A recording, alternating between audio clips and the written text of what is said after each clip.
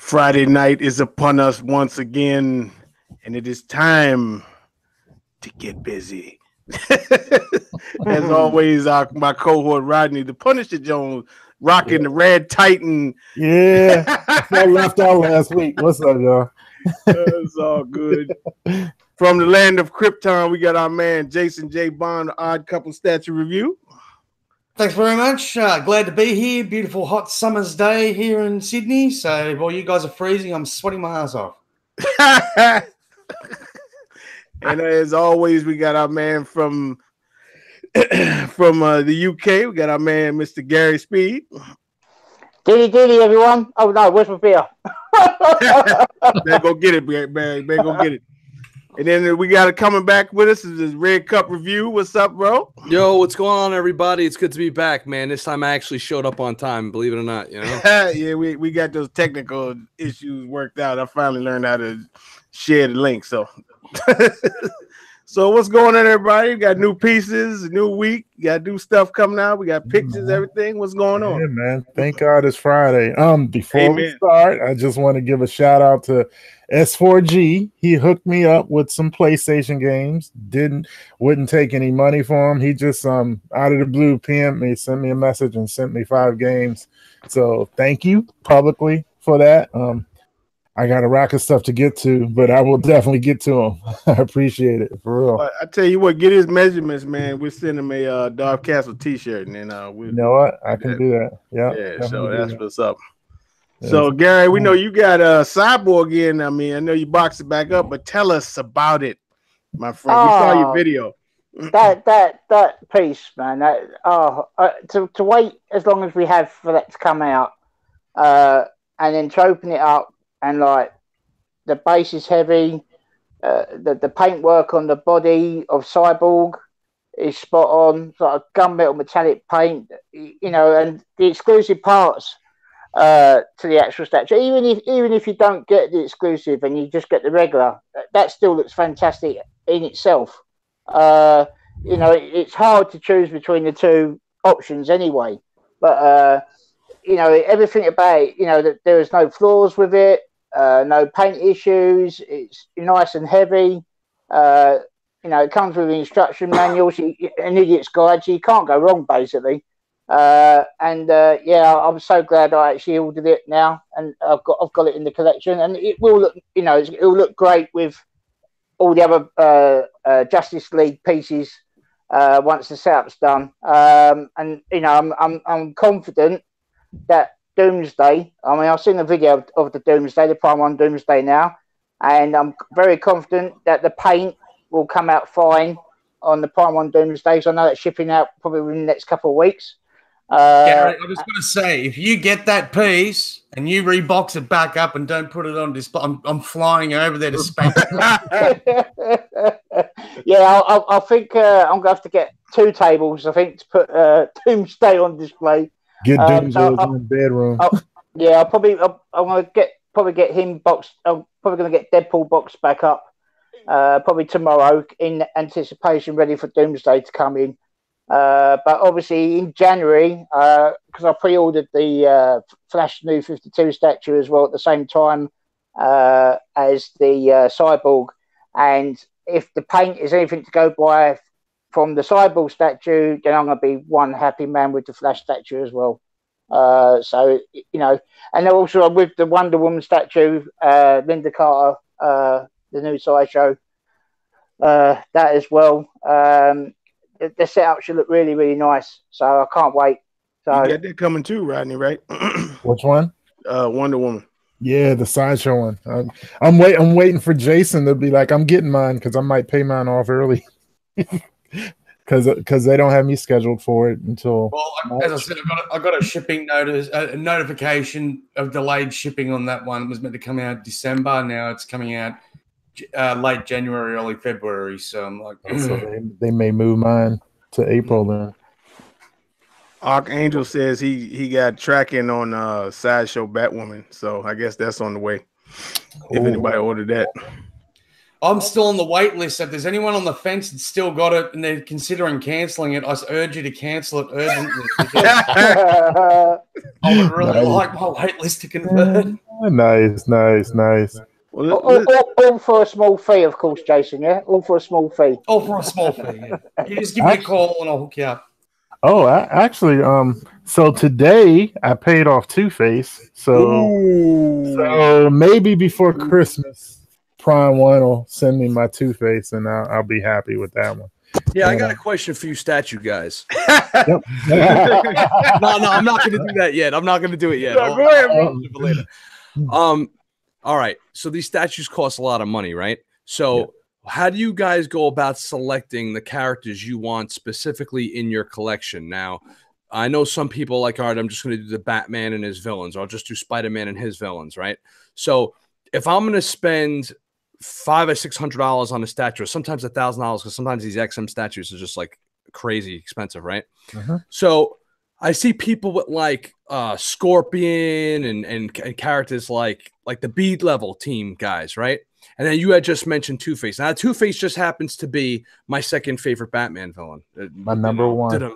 You know, but how do you guys decide on just by the look of the statue, or is it like I need this for my collection because I'm a completionist? Like, how do you justify the price on, let's say, a figure? Like for me, for instance, Christopher Reeve is the end all be all to representing superheroes to me, right? So I would go out of my way to like shell out a few more dollars for a Christopher Reeve thing, right? Superman. Right. So what is it that you guys makes you guys want to go and buy? Is it a specific character, the design choice? Is it because I just have to have it because it looks cool? Like, you know. Well, I know for me, Two-Face is my number one favorite villain, period. And the Prime One version of him has always been one that I wanted. And so it's a little bit of the character, but then a lot of the times I get it if I just really see it and love it. Like I'm getting a Thor statue. I'm not a Thor fan, but I love the look of it. So it's got to either be a character that I really like, or I got to get an emotional wow when I see it. Like the Thor statue, when I saw it, it was wow. So I had to get it. But and that's me. You're going to get different answers from different people. I don't collect any lines, so I don't feel like I have to get a whole set of all the Batman people. But Two-Face is my number one guy, and I love that version of him. But then it's also, do I love the way it looked for a lot of pieces? Right. What about the rest of you guys? It happens like that sometimes. I mean, you know, me, I'm a big time Star Wars guy, so you know, 80% of my pieces are Star Wars pieces. But like, okay, for perfect example is this Medusa statue. You know what I mean? Now I always like Clash of the Titans, you know what I mean? That was always my favorite scene. But the disclaimer is I'm definitely afraid of snakes, you know what I mean? And this thing like looks like a real fucking snake, you know what I mean? Right, So right. It was like an adjustment period. Like literally the first week I had this piece, because it's like right by my stairway, and when you come around, you got to pass it. So I'd kind of like circle around wider because I'm expecting some shit to do like this every time I come past it, you know what I mean? But you know, it's just such a great piece, and it's like the detail and you know what I mean, sometimes pieces just talk to you, you know what I mean, and right. You know, and it's just, and you know, my favorite statue is not even a Star Wars piece, it's my Ghost Rider statue, you know what I mean, and it's like it's just so dynamic and incredible. It's just sometimes it just happens like that. And my thing is, if they ever made like a Vader statue to that caliber, now that would be like my end all be all, you know, because I'm hoping one day they make him in the meditation chamber, because that's like my ideal Darth Vader statue, you know what I mean? But you know, it's a lot of times it's impulse. I'm not even on front. For me, it is, you know. Anyway, right time, right place. Yeah. So, what about you, Jason? I'll say, mate, look, I'm one of them line completionists. So, like at the moment, I'm right on all the DC females that they bring out. Like anyone that, unless there's one that, like, you know, just doesn't particularly take my fancy or I don't really care about, I'm easy to pass it on. I don't have to have the whole set, sort of thing. But look, I'm pretty much like Thor, man. Like, there's a lot that I'd love to get, but you know, you just can't afford it, you know. But then you see some pop up at a good price sometimes, and you're like, wow, great, now I can afford it, you know. And you hook up with another fellow collector and grab that piece, you know, at a really good price. But in saying that, like with brand new pieces, like with the new Justice League pieces and stuff like that, I had to get them. Wasn't sold on the new Batman, but the Wonder Woman and Superman were a must for me. And basically that's what I do. I was one of these idiots that when you first get into the hobby, you just shotgun. Oh, I'll buy anything I like. And then you find yourself in dangerous territory. You got characters from lines you know nothing about and stuff like that. So, and then you end up, whenever you do that, you'll end up finding you'll sell a lot of it. So now I just specialize in Marvel and DC characters that I know, and that I can. And most of my pieces either come from a comic book that I remember, like an actual scene in a comic book that I was like, and when I look at it, it elicits memories of that, or from a movie, like a superhero movie or TV show or something like that. Right. You see, like for me, for the Hot Toy stuff, I'm not a statue guy, but whatever. So the Hot Toy stuff, I got like take the Batman versus Superman movie, right? Like I got the Christian Bale as Batman, not Christian Bale. I got the Ben Affleck as Batman, right? From Hot Toys. I got it from the Suicide Squad version. But before I had him come in, I had the Mad Max Batman, you know, from that apocalyptic future from the Batman vs Superman movie. Now that Hot Toy is Nightmare Batman. That figure is like when people walked in, they were like, "Yo, that shit is crazy looking," right? Because I was like, "Yo, it's like Mad Max meets Batman, like awesome, right?" But then I get another Batman in, and I'm like, like I was telling you, I have to constantly make room, right? So I'm looking at my collection. I'm like, you know what? As dynamite as this looks, it just doesn't fit the motif of everything else. Mm-hmm. So I sold it. And it's like, look, the fucking thing is awesome. But at the same time, that was one of those like, oh, screw it, I'll get it. I had it for like a year, and then I sold it.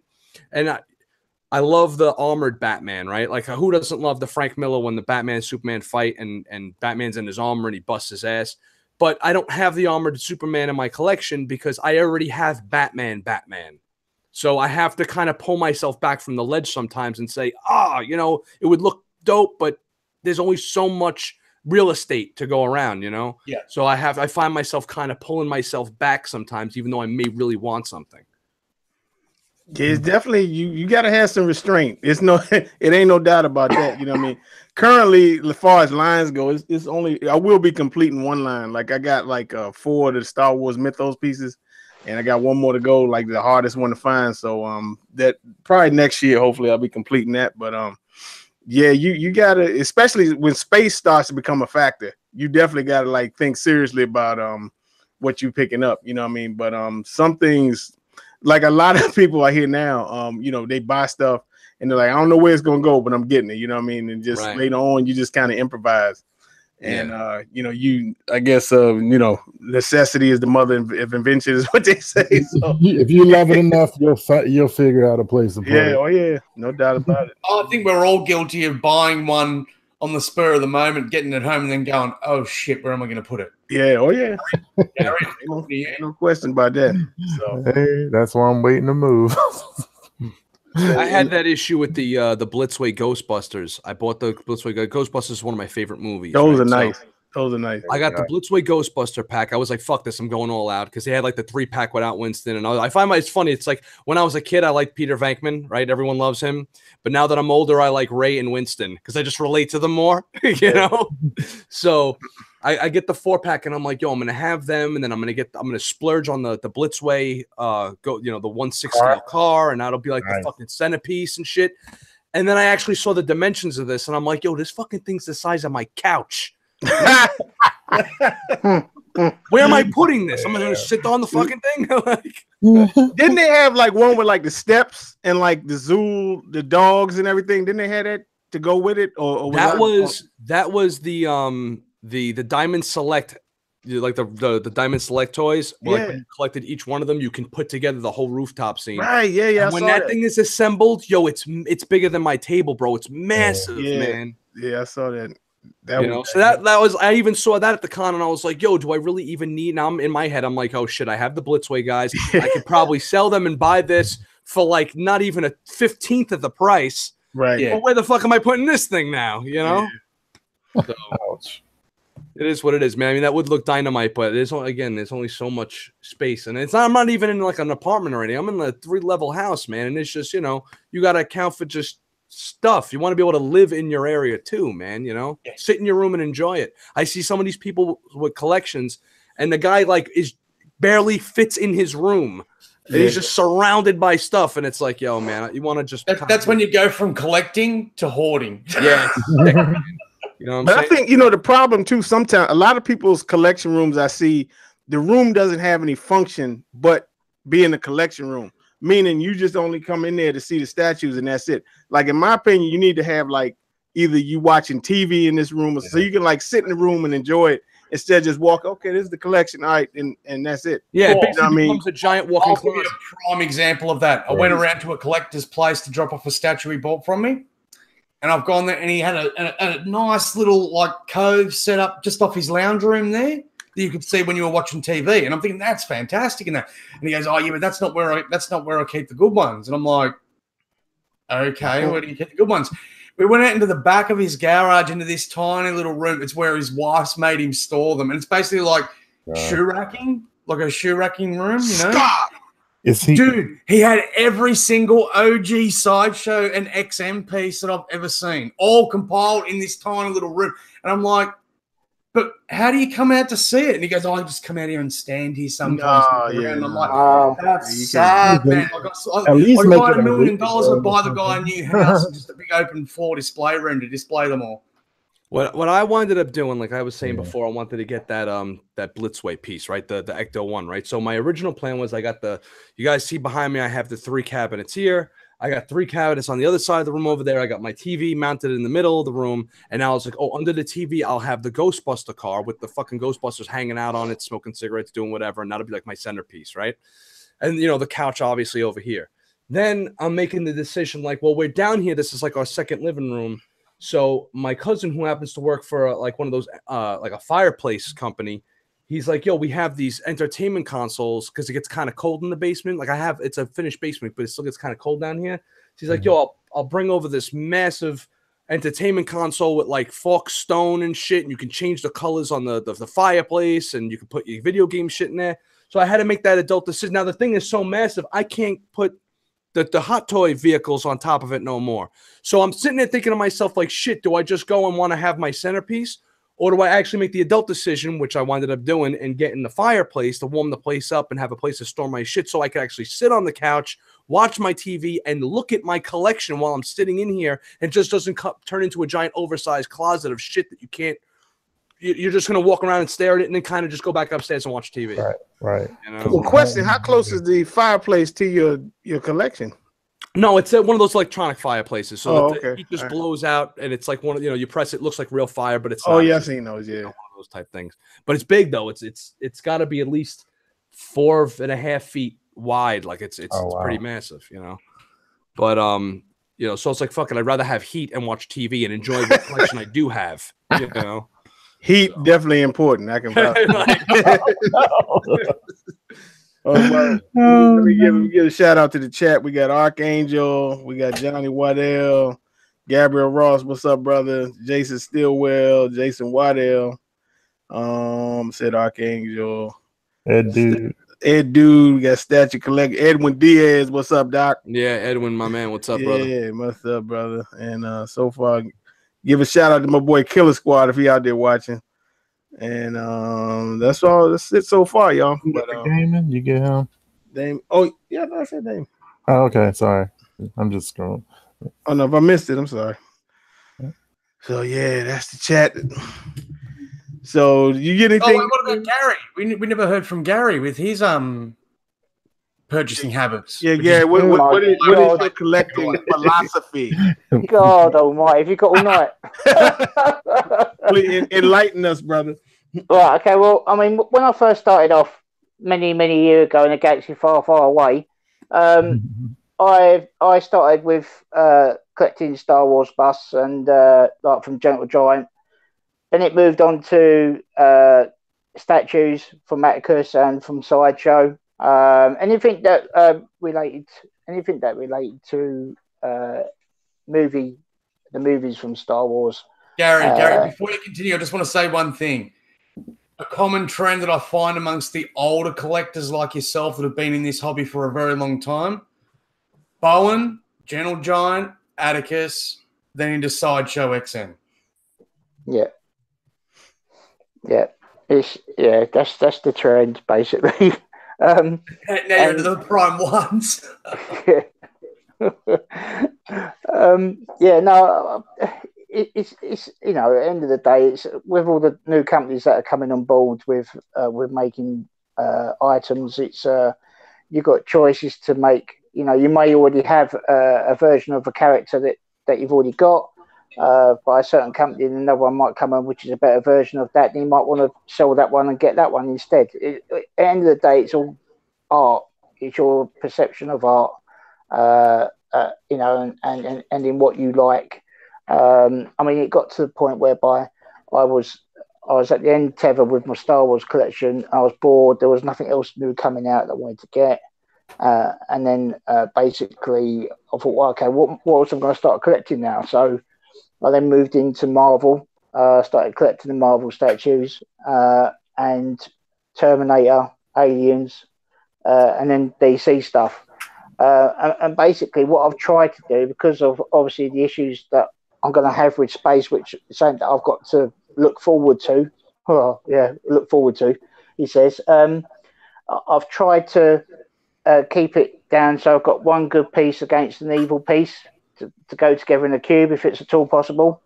So I've tried to keep it as a theme. I've tried. But I mean, obviously, I've got to wait and see once I get the cube set up, and then see how it all pans out. But you know, that's something that I've got to get my head around at a later date. Yeah, I'll just it should look quite nice once it's all done. That's about it, really. But it's just your own perception of art, really. You know, paint. You know how things are made and how it looks, the paint. You know, it's just the detailing to me. If the detail on the piece, if it's spot on to how you like the piece as a piece of art, then you know it's great. You know, and everyone that collects, you know, I'm happy for everybody for the pieces that they buy, because at the end of the day, it's something that they want to have in their collection, because to them it's their piece of art. You see, so that's my take on things anyway. I'm glad you said that at the end, Gary, because I think that's a downside that we have in this hobby. There's too many people that don't believe what their mothers taught them. You know, if you don't have something nice to say, don't say anything at all, you know. Now, people get pieces sometimes, and I look at it and go, man, that's a piece of shit. But I'm not going to say to them, I think that's shit, you know. Like, they've gone and spent their hard-earned money on that because they liked it for whatever reason it was. And as you're saying, Gary, it's art, man, and art's in the eye of the beholder. You look at some of these multi-million-dollar paintings, and you look and go, anyone who pays up for that, you're an idiot. I think you see a $19.95 poster down at your local comic book shop and go, oh my God, I must have it. It's the best thing I've ever seen. You know, so I mean, at the end of the day, okay, no, dude, you talk. Yeah, no, I was just going to say, at the end of the day, all the collectors out there, whatever they collect, you know, that they could spend their money on a lot worse things, right? You know, drink, drugs, you know, anything bad, right? And what the people in the community, the collectors, you know, when they collect their pieces, you know, they're spending the money to make them so happy.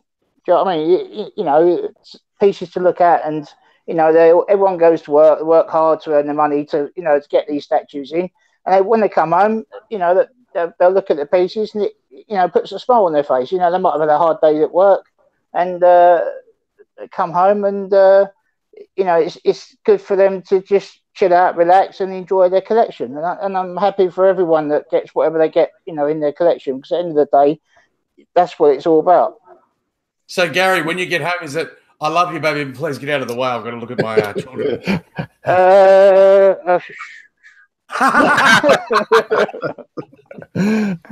You hit it right on the head, man. You couldn't have said it better. The I have a guy comes over, a friend of mine, right? And he's like, he used to collect hot toys and 1/6 scale stuff. He has a few of them, and he's looking, you know, the cabinets, and he's like, oh, you know, I don't have this one. Oh, this one's the new one. Let me check out this. And out of all my shelves here, right, in the top corner up over here is my favorite shelf, and it's, what's weird about it is I have little G.I. Joes, I have a Thundercats figure, I have a set of Ninja Turtles, I got the two. I got an Optimus and a Megatron up there, and it's my 80 shelf. And it's my favorite shelf, and they're the cheapest toys that I have out of all these toys. And I'm telling him, like, you know what my favorite shelf is? It's this one. And he's like, really? He's like, everything here looks like it belongs in a fucking museum. He's like, and these look like toys.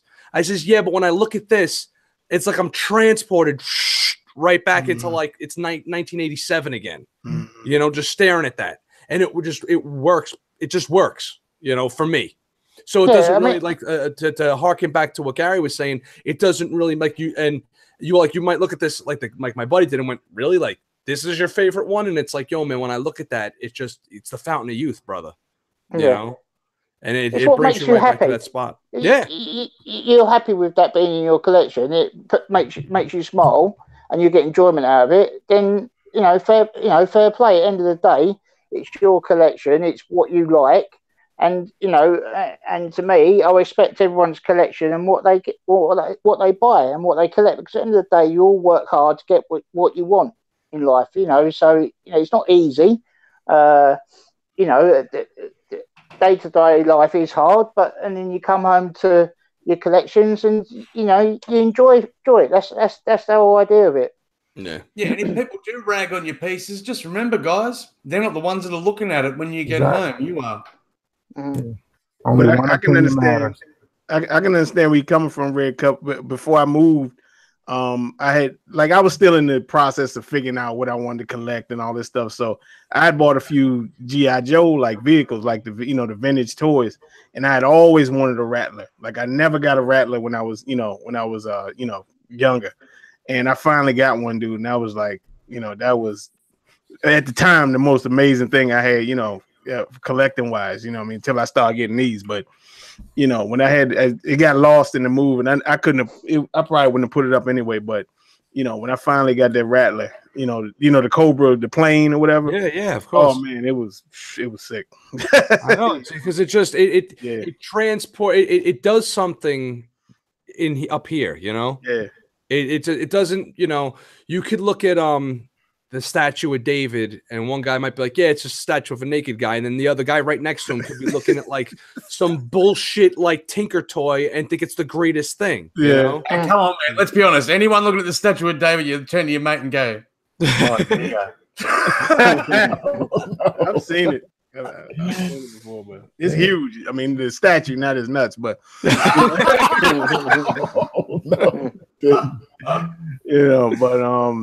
I like is as far as when civilians, like people who not any part of this, they come down here. Like one time I had these air conditioned guys come down here, and they were supposed to be done in like 45 minutes. Well, dude, they were here for 2 hours, and they were like, dude, what is this? I was like, yeah, I had to explain to each one of them. And somebody's calling these motherfuckers on the phone, like, yo, you got to come replace this, whatever the fuck it is. Yeah, we be there, man. It's all right. That shit was funny, man. But yeah, I had to take them around and show them everything. And finally they left. But, when people just, people not associated with the hobby coming in, I always find that, their reaction is fascinating. See, they're the best stories because at the end of the day, that's from people that have got no inkling about statue collecting, or have never seen anything like that before their entire lives, and to see their reactions when they come in and see your collections as like everyone's collections. When people come in, they go, "Oh wow, look at that! Do you know what I mean?" It makes you feel good. Also, remember that makes you feel good as a collector. So. And that's the other thing about it as well. I mean, obviously I've got all this to come. I mean, obviously once I set everything up, and then if I've got builders coming in and they're going to come in and see the collection, they're probably going to be there for days. I think you got two different types of people that aren't in the hobby that are going to look, and on one hand, you're going to have a whoever come into your place and look and go, what the fuck is all this? Like, what are you, a giant baby? Grow the fuck up with all this stuff. You're like, what? Why do you have this? The worst thing someone could say. I like your toys or your dolls. Oh man, God, yeah, exactly. So we all know they like to pop shots. That's cool. But then what I noticed is I had a guy come in and when he put Fios down here, the Verizon guy comes down and he goes, "Yo," he's like, "This is crazy." On one wall I have like movie posters and shit, but like they're framed up nice. I got comic art on the other wall, and then I have the stuff here. and he was like, "Yo, like." He's like, I don't have any of this stuff, but it's bringing me back. Yo, shit, you got Turtles too, and yo, you got Star Wars over here. So you get the people who are like wannabe nerds, but put up that like I got to be a regular guy, but I really want to do this shit too. You know? Yeah. I got a guy at my job who breaks my balls all the time. He tries to pretend like he's not into this shit, and he's like, "Oh, you collect those fucking dolls." I'm like, "Yo, bro, you got a tattoo of Wolverine on your arm, asshole." I don't. Okay, lift up your sleeve and let everyone else see what the fuck you're rocking on your arm, brother. You know? Yeah, keep that shit real, brother. Exactly, man. Keep it real. Hey, it's better than drugs. It's better than better than wasting your money on alcohol or the clubs. So, and I've got to say, in the chat, Collector Rob said something that I'm sure we've all experienced when they make me nervous, non-collectors. I'm afraid they'll break something. When you always get someone, they open up a door. You're like, it's behind a door for a reason, bro. Don't touch it. Yeah. Don't touch it. Yeah. I have a buddy of mine. I grew up I have an older brother, right? And I got into all this shit because of him mostly. And now I pretty much just took the handoff and just ran with it. But a lot of my friends are older than I am. They're in like their mid 40s, right? So a buddy of mine, we'll call him T. T will come by sometimes, and we used to play Dungeons and Dragons together, and he'll have his miniatures and his his books, and he was always the DM guy. And he's like, she's like, "Oh yeah, I got this, and here we're gonna create a character, whatever." And I'm just picking the book up, and I'm like, he's like, "Yo, relax." I'm like, "Yo, I have like $10,000 worth of fucking collectibles in my basement, bro, and I had to handle shit. All right, like relax, But it's like when you have, like you were saying, the guys that just come by and just want to like, "Hey, what's this?" Oh, I'll just take the arm and move it. It's like, yo, dude, come on, man. Yeah. What does the head come off? Yeah, like come on, bro. Like because it's Batman doesn't necessarily mean it's a fucking Kenner toy, The thing is, Red Cup, when you mentioned about people that come in and they turn and say, "Oh, man up, these are toys," you say, "Yeah, it's only 150 grand's worth of toys," and then you then see their face drop. Yeah. Mm-hmm. That's I don't like doing that either. I don't like. That's what I usually find when the people come around and they go, "Oh, so that looks really cool. What's that sort of go for?" And you go, "Oh, 800, 900." Yeah, that's always fun. Yeah, that's fucking crazy. I don't like doing that either. Like, I guess like when someone tries to hit you with the low blow, sometimes you have to kind of check them real quick with something like that. But I'm like, look, man, how much money did you just spend trying to get laid, brother? You know what I'm saying? Like, really? I got a wife, bro. And we're all right. So, keep it off my wave. You know what I'm saying? The blokes who give us a hard time. "Oh, you should grow up," and that. And they go, "What are you doing with your money?" "Oh, I'm down the pub gambling." Well, yeah, I got a bunch of dudes at my job. They're always breaking my balls, whatever, but it's all in good fun. And these guys are like mostly sports guys. And I follow football and shit too. Like I do the fantasy football with them. And I'm like, it is possible to like pop culture and still be involved in sports and like regular every day-to-day shit too. Like it is possible to do that. So these guys are like, "Oh, that's fucking nonsense. You probably wear superhero fucking pajamas or whatever, and you got your Batman pajamas on."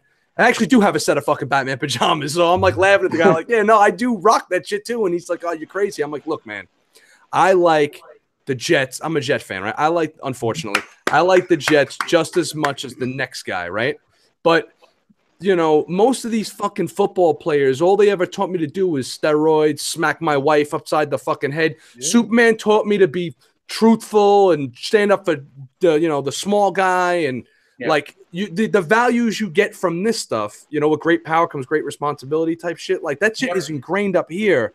So chances are I'm going to be the guy helping the dude in the street when he gets hit by the car. You know what I'm saying? Like, not that I'm standing on my podium, but if you're going to shout me down thinking that you're on your fucking high horse, it's like, look, dude, all your idols are, fucking drug addicts and junkies and all kinds of shit. And I'm like, yo, that's fine because I like the sports stars too or whatever, but don't come at me because I'm not saying like, your Dallas Cowboy running back likes, smacking girls around and shit. And I'm supposed to, respect that dude, but I can't respect Batman for Christ's sakes. Give me a fucking break. Yeah. I think statue collecting gives you good morals as well because at the end of the day, you it's not just about collecting yourself. You also then help other collectors. Like if they're looking for pieces, you'll keep an eye out. If something comes up, you'll then link them to the post. you know, and I think that's great as well. So you know, it's all about you as a person. You know, when you start collecting and how you change as a person during that time as well, and you get to meet new people and you know and make great friends as well. And that's another you know great thing about this hobby and interest. At the end of the day, it's all part of your DNA of how you are as a person. I You mean, know, in what you collect. I don't know any of you guys, right? Now, when I do the Red Cup review on Saturday nights, I got my buddy Baz that does it with me from time to time, and I know him for like 30 years. He's like the first person I ever met, like pretty much, right? And he had mentioned something a few weeks ago, and I was with Nick Knack was on the show. Nick Knack's in the chat room, so shout out to Nick Knack's Plastic Planet. You know, he joins me from time to time too. And he was like, "Look, when we do this show, it feels like I'm like going Saturday night to like the local bar." But I'm in my house and I'm talking shop with a bunch of like-minded people that I wouldn't have met otherwise, right? So we don't really know each other, but it seems like because of this collecting hobby, and this is something I never thought I would have done. I'm only doing this a fucking year, and I'm only doing the live show since August, and it's gave me the opportunity to meet you guys. You know, and I just met you tonight, Gary, and you fucking hit me with some, you know, enlightened stuff too. And it's like, oh, this guy's a fucking stand-up guy, man. You know, I mean, I we don't know. We could all be serial killers. You'd never know. You're right. But chances are, it's just a nice to be an older gentleman. The club scene is over. I'm not going out and getting laid no more. I got wife and kids, and now we have the opportunity to share this, and then we can share it with the people in the chat that are like, "Yo, what's up, Jay? What about this figure? What about this statue?" And you know, and it just gets you talking. So it's kind of like I come from an old school Italian neighborhood. As a matter of fact, if you guys seen the movie Bronx Tale, I grew up like a mile from there, right? So the old Italian guys at the club that are like hanging out, you know, doing their old timey stuff, like that happens in my neighborhood where I just moved from. So this is like our version of that, you know. It's like I was growing up watching them, going, "Oh, look at the old Italian guys playing bridge and talking about their wives and complaining, but drinking and fucking hanging out and having their cappuccinos." Well, here I am with my Batman dad mug, hanging out with you guys, doing the same shit, you know. So it's kind of cool, man. All of this is a way to pass time and enjoy life. And, you know, a lot of the people that want to talk down on it, I bet they watch sports. And I know all of us probably watch sports too. But that's just you watching other people play a game. So why is this that much worse or that much more childish? You know, all of this is just a way to get through life. Just a way to enjoy the time you're here. So at the end of the day, as long as it makes you happy in what you're doing, it doesn't matter, does it? End of the day, you know, as long as you're happy collecting and you get to meet great people, you know, within the hobby, and you know, like yourselves and everybody else, it's like a second family, you know. So it's it's all good. You know, it's I'm not embarrassed by it, and neither should anyone else who collects statues or anything else that they collect. You know, not just talk about statues, talk about anything. You know, women collect shoes or handbags or dolls, or you know, everyone's got to have something in life to channel their energy towards, apart from working. Like I said earlier on, other people do drink, other people do drugs, but you know, I'm grateful for what I have and also for what you guys collect. You know, so yeah, I'm happy for whatever you guys, whatever you guys all collect and get in. I'm just happy for you all because I know what it's like as an experience when I get a piece in, when you first open it up and you set it up, how it makes you feel, and that experience, I know how that feels for when you guys do the same, and you know, I'm just happy for everyone basically. So yeah, that's the attitude to have, man. Ed Dude says Deadpool taught him cocaine is fun. Cocaine's a hell of a drug. Morals from. So has anyone really told you guys that this is childish? Like, has anybody actually come out their mouth and told you that? That's never happened. Not one person. Yeah. Oh, I've had it. It's fucking rampant where I am at, bro. Like again, I work for. I have no problem putting out personal information from time to time. It's harmless stuff. Like I work for the Department of Sanitation in New York, so that's like the little boys club of America, you know. So And you'd be surprised how many dudes are like secret collectors or secretly like yo, come here. Yo, you see that movie? You see that new movie coming out? Like, there's this one dude I'm cool with. I'm not gonna put names out there, and he's like, yo, come over here, bro. And he's like this hard guy at work, right? Tough guy. He's like a little bit of a boxer and stuff. He grew up kind of hard in the streets, and he's like, yo, come over here. Yo, you see that new Gimli from fucking Asmus Toys, bro? Crazy, bro. I love the bass too, bro. like you could just say it. It's fine. We're adults. Like, you know. You're not gonna get, fucking spitballs in your hair for saying, Well, I will say this: people might say something about it, but when they come see it live, they don't say that no more. Right? That's what I find. But I got one hard story to tell before we move on, because I'm glad you're on here, Red Cup. This is something I want to talk about, as far as entertainment wise. But Rodney, you know what I'm about to tell. Super Bowl Sunday. Oh, we were sitting. See where Vader is now. Ghost Rider used to be there. And my barber, before Folks, the master barber, came, we all watching the Super Bowl. So she goes up and gets some food, comes back down. Dude, she sets her beer right next to Ghost Rider. And me and Rodney like look at each other across the room like, no, this bitch didn't just put the fucking beer next to Ghost Rider.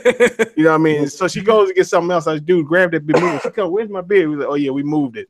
You know what I mean? I was like, dude, seriously? It's a coffee table right in front of you. You're gonna put a fucking beer right next to Ghost Rider. Like, come on, man. Yeah. You know what I mean? Yeah, but I have my pieces come to work, and nobody at work bothers me about them. Like some people, I show them pictures. We did an unboxing one time at my job.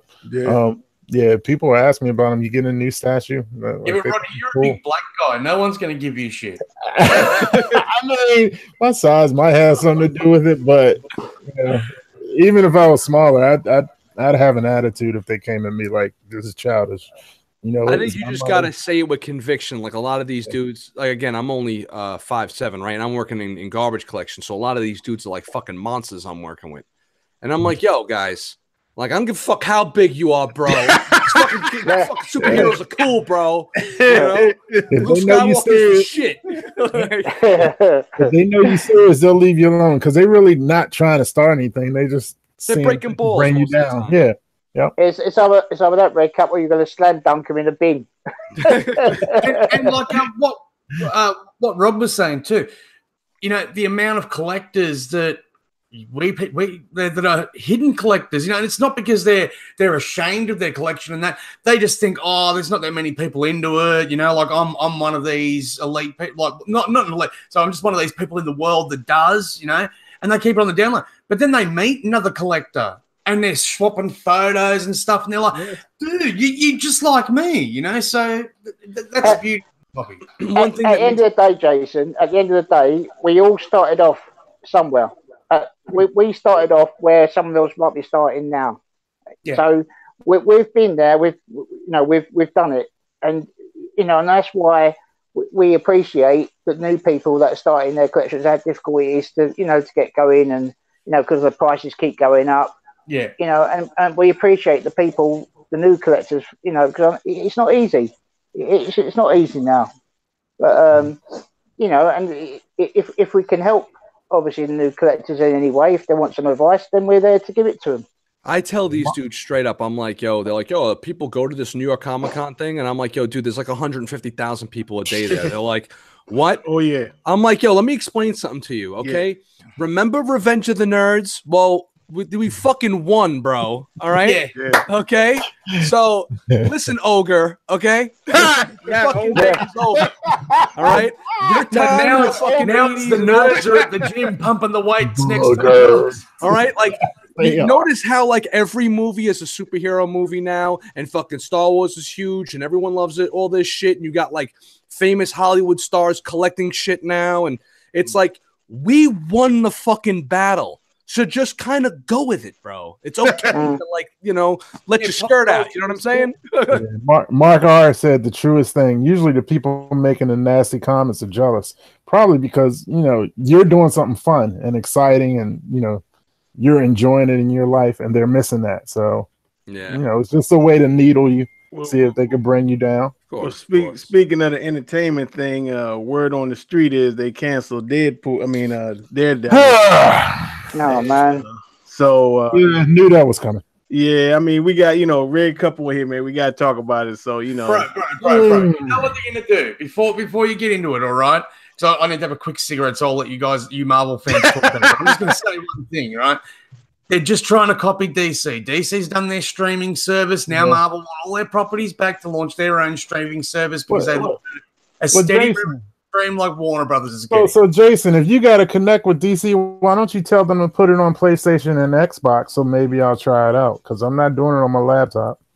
It is on jailbroken. I already gave you the pirate codes, bro. What can I do?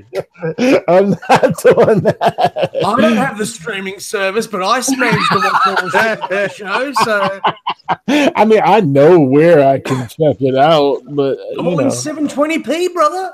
I'd rather, support them if it's good enough. Cody. Hey, when I support them, when I actually have it here that I can buy, I will. But until that time, I'll just get it illegally.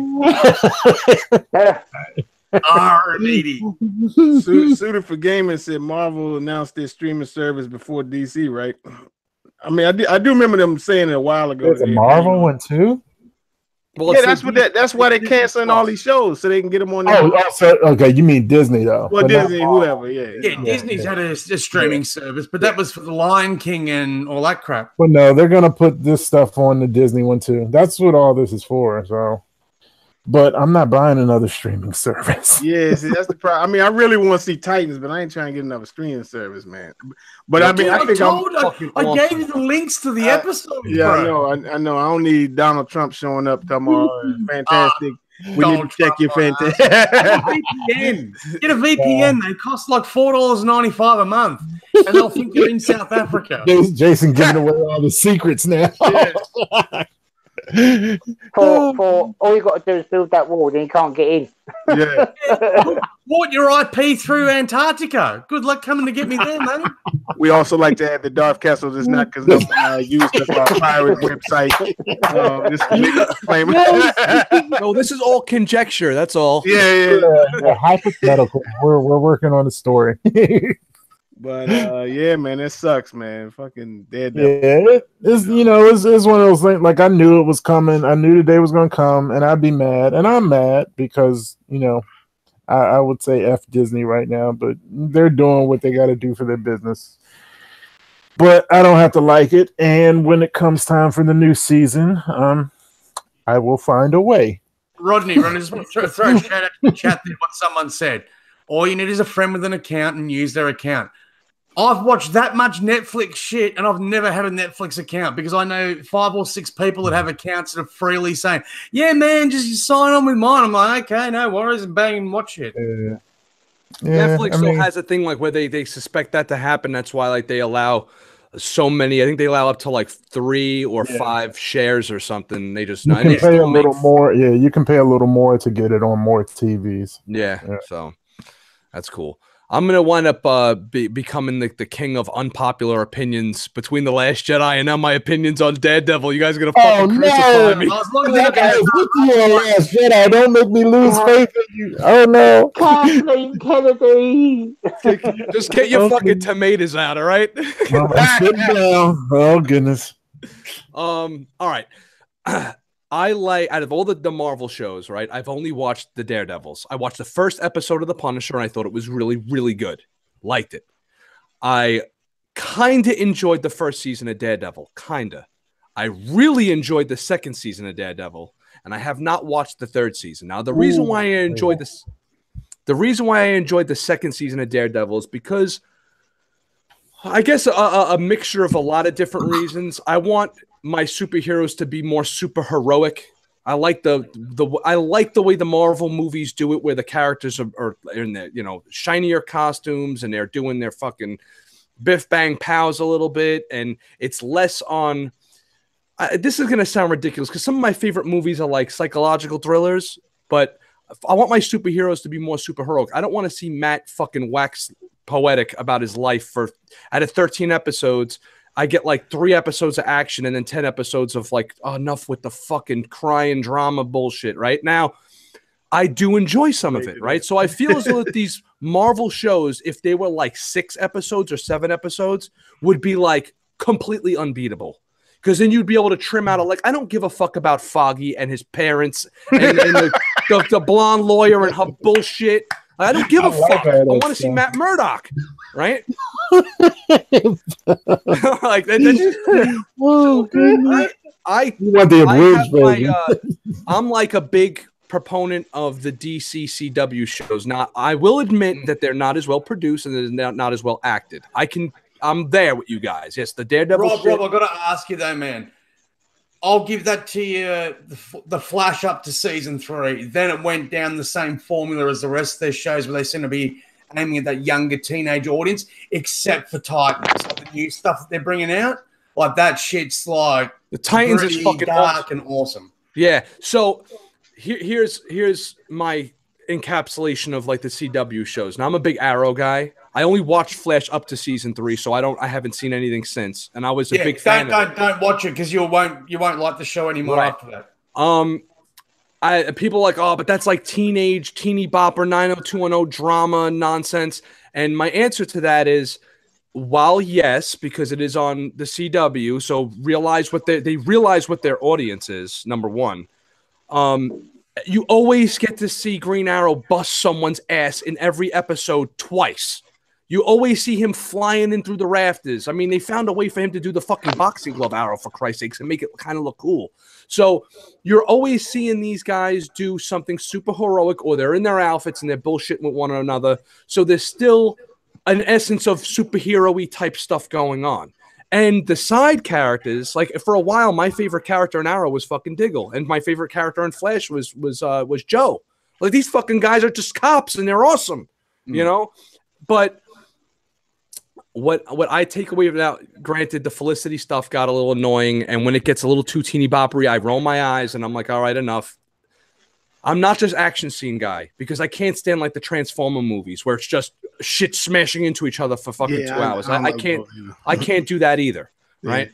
What, smashing into each other and then let's monologue for 15 minutes about the morality of our Oh no, that's not getting annoying too. Yeah, no, that's it. I'm with you guys there totally. I'm that's why I actually haven't seen the last season of Flash, last season of Arrow, last season of Legends, but I just like from what I saw from those shows more, or I should just see from what I see from DC in general more, especially now with Titans, because Titans is just off the hook.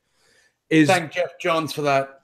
I don't think it's because it's so dark, because I find myself watching Titans and going, did they really need to see them cut the guy's throat and the fucking blood gush out? Like, that's ridiculous. It's kind of cool looking, but it's not really that necessary. Like, I can't really watch it with my son either. My wife and I love the hell out of that show. And I don't think it's because it's dark. I think it's just because it's even though it's dark, it's got an essence of fun to it. There's super heroics going on. There's the morality questions, but you like the characters questioning themselves or whether or not Robin's doing the right thing. But they don't spend 40 minutes of him talking to his fucking barber and then his wife and his fucking nephew about what do I do? Like, I can't. The first time I saw Spider-Man 2 in the theater, which today is still considered to a lot of people one of the best superhero movies, when I first saw it, I was like, you know what? I'm not feeling this. I don't need to see Peter fucking talk to his mechanic about how he can't get it up for Mary Jane. And then go and talk to fucking, like, I can't. Then he talks to his doctor. Then he talks to Aunt May. Then he talks to, I'm like, all right, enough. Sometimes, just sometimes, it's about the guy in red punching the guy in green. Sometimes. So there's a balance there. And I feel as though the Marvel shows, when they do give us the action, like the Daredevil hallway scene, the fight scenes are fucking nuts. They're great. Greatly acted. They got great actors playing the parts. There's too much bullshit leading up to it. It's just, I gotta wait 3 fucking episodes for him to punch somebody. Are you kidding? So has anybody here did that same for me? I enjoyed the first couple of episodes, and then it just started going into all this dialogue crap, and I was just like, I'm not interested in this. I want to see him punching bad guys and using his powers. All right, anybody here play the Spider-Man game? I just bought it. I haven't played it yet. Okay, so I'm not a Spider-Man fan. I don't really like Spider-Man reading them. I love this game. I love because they do the Spider-Man part and the Peter Parker part. The reason I like it so much and actually care about the Spider-Man parts is because of the Peter Parker parts.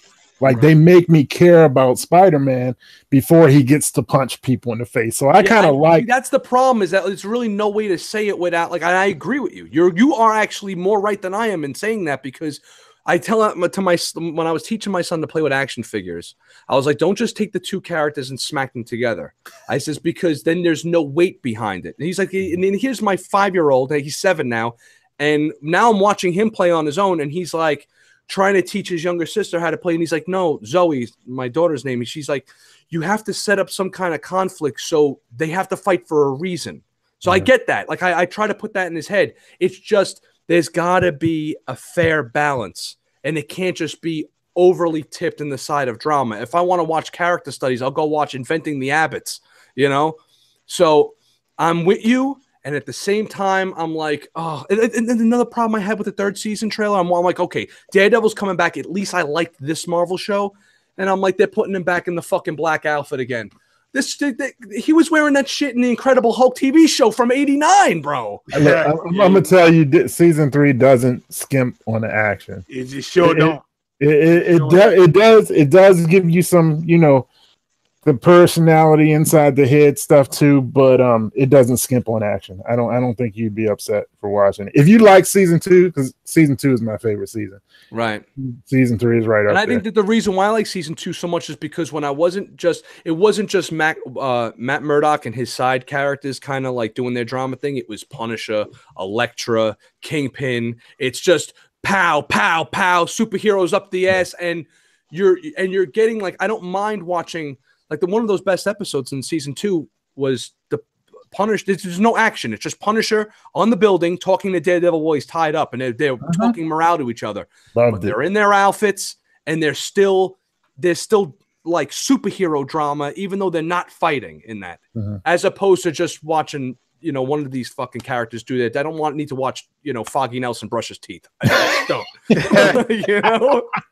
I'm gonna tell you, the Kingpin is that dude in this season, boy. Yeah, he's good. There's a couple episodes you be like, God, I didn't know he was like that, man. I mean, yeah, they brought him back good. Man. They definitely brought him back good.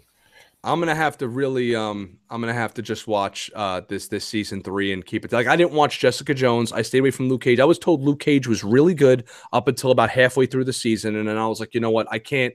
First season or second season? Which season? The first season. I'm going with, because I haven't even spoken about the second season. Guys like, yo, it's really awesome, and then it peters out, and then it gets cool at the end. And I was like, all right, I don't got time. I don't got a 13-hour commitment for it's good and then skip to the end bullshit. And then they were like, oh, Jessica Jones is really good. If you want to see a girl fucking alcoholic, you know, bang Luke Cage. I'm like, no, I don't give a fuck about a girl in a jean jacket just banging some dude. Like, I watched them all. I like the second season of Luke Cage the best. Jessica Jones was first season of Jessica Jones. I really liked. Second season needed the villain from the first season, I thought.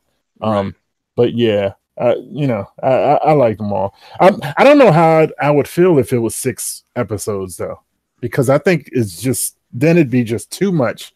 And I know this is blasphemy. It'd be too much action, right? And I need some of the slower episodes to find out why that person. Like when you were talking about the Punisher episode when they're on the rooftop, I did think that was one of the best episodes because it's in both of their heads. Right. And, you know, that's just me, though. I like that. Now, don't get me wrong, and I'm going to shut up for a second because I want to hear from other guys. I'm not the type of guy that's like, oh, Daredevil got canceled. Good. Fuck him. Like, I don't do that because a rising tide lifts all boats. So if Daredevil's awesome, that means Titans. And I like Marvel and DC. But I'm a little bit more DC. Like my meter tilts to the DC side. So if Daredevil's awesome, good. Even though it might not be for me all the time.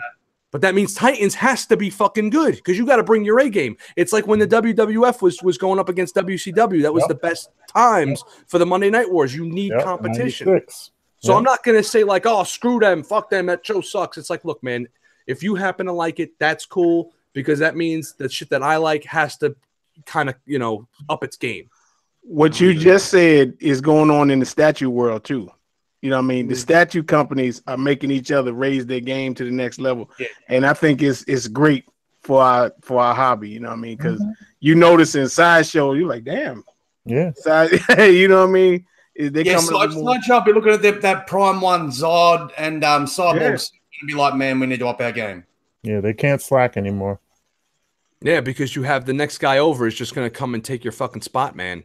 You know? That's just in like these big companies, you know, why if I have I could buy Sideshow, well, I could buy Prime One, I guess, right, or XM Studios. I'm just throwing names out there and stuff, right? Because I'm not really that well versed in knowing this, but it's good that everybody's vying for that top spot. So you'll get yourself going like, oh shit, there's like 3 really good looking Cyborg statues, you know, like, so now I have to decide, you know, like, fight for my money. Let me vote with my fucking dollar, you know?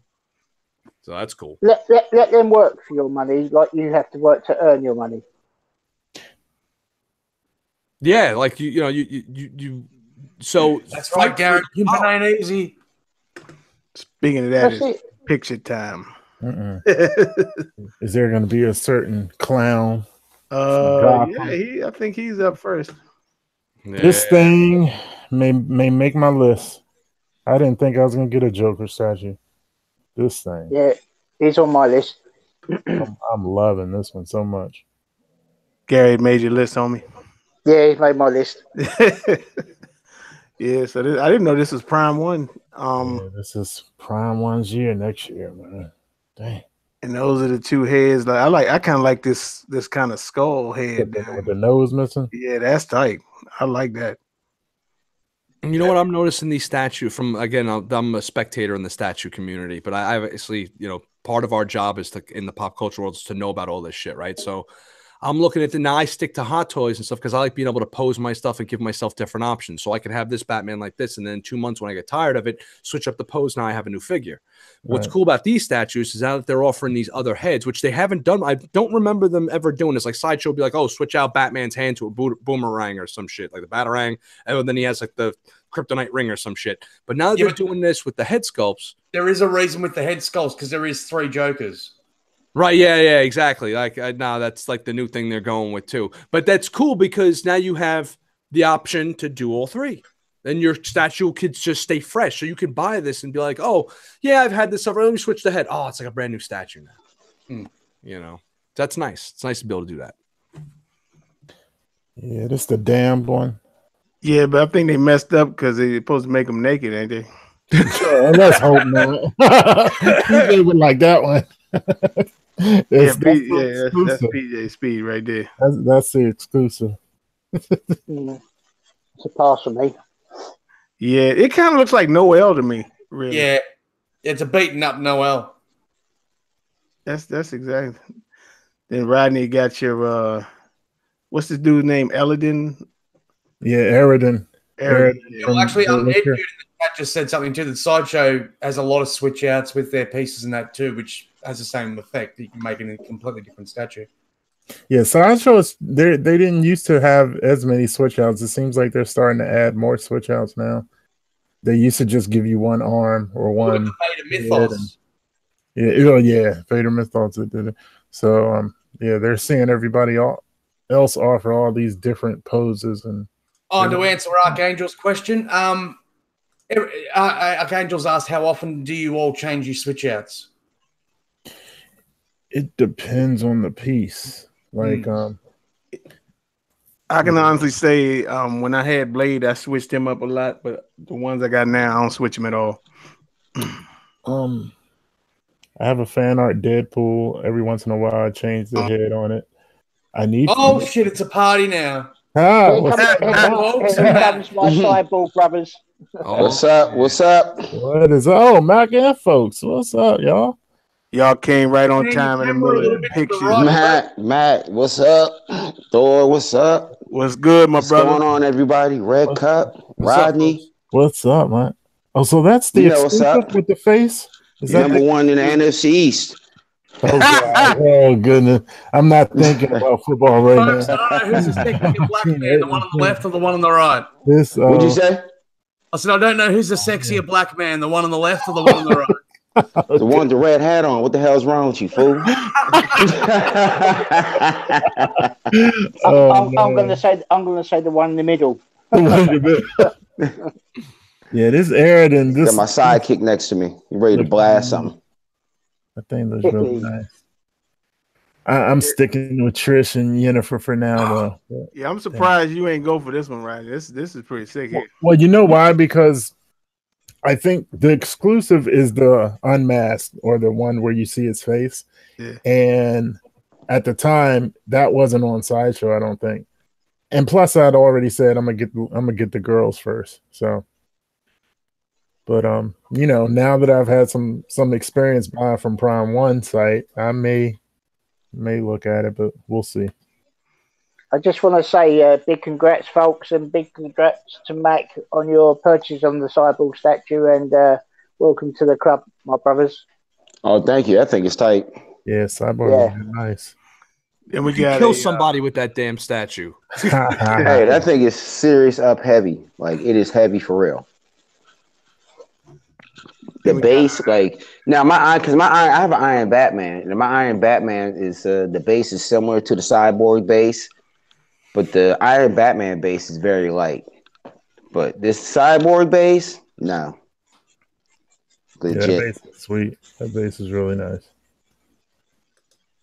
This is the Punisher. Yeah, he's got a fan art Punisher here that we're throwing up. It's been pictures of some of the groups. Yeah. I like the bearded face a lot better than this one. This does kind of look like Thomas Jane. What you think? You think so? I mean, a little bit, like not like Yeah, I don't, and I think the beard kind of masks his face for me because he doesn't look like any Punisher to me. So the bearded one, at least I can tell myself that's one from the comics. Now that's the problem I have with it. That hand should not. It's either ball it all the way up or grab the top of Jigsaw. Oh, I see. I ain't noticed that before. I see what you mean. Yeah, it's like, and if you show it from the other angle, it's just a half balled up fist. I wish it was holding his hair or holding his head up so that you could see his face. That thing is lame, Rodney. Yeah, the new Sideshow one's better than that. I mean, I got a lot of stuff on order already, so time is not right. See, I like that portrait a lot better, the beard. But Archangel said it looks like Latino Punisher. see that the grease Punisher. Him and John Travolta are riding around in their hot rods. Yeah, see, the curl in his hair, right? Yeah, holding that head up, like that's Jigsaw right there. I don't. As far as the fire hydrant goes, I have an issue when they try to make him look. I'm an Italian guy. I have an issue when they try to make him look way too Italian, and it's like, all right, like you guys got to pull back on some of the grease in the hair and all that other shit. Like, come on, man. His hair doesn't bother me though. His hair has been like that in some comics. Yeah, my biggest like from Carlito's Way. Yeah, my biggest issue is he's just not holding the head up, so I can see that that's Jigsaw. That's a great film, by the way. Carlito's Way, yeah, it is. And that Catwoman is Catwoman they threw up from Sideshow. That's nice. Looking pretty good.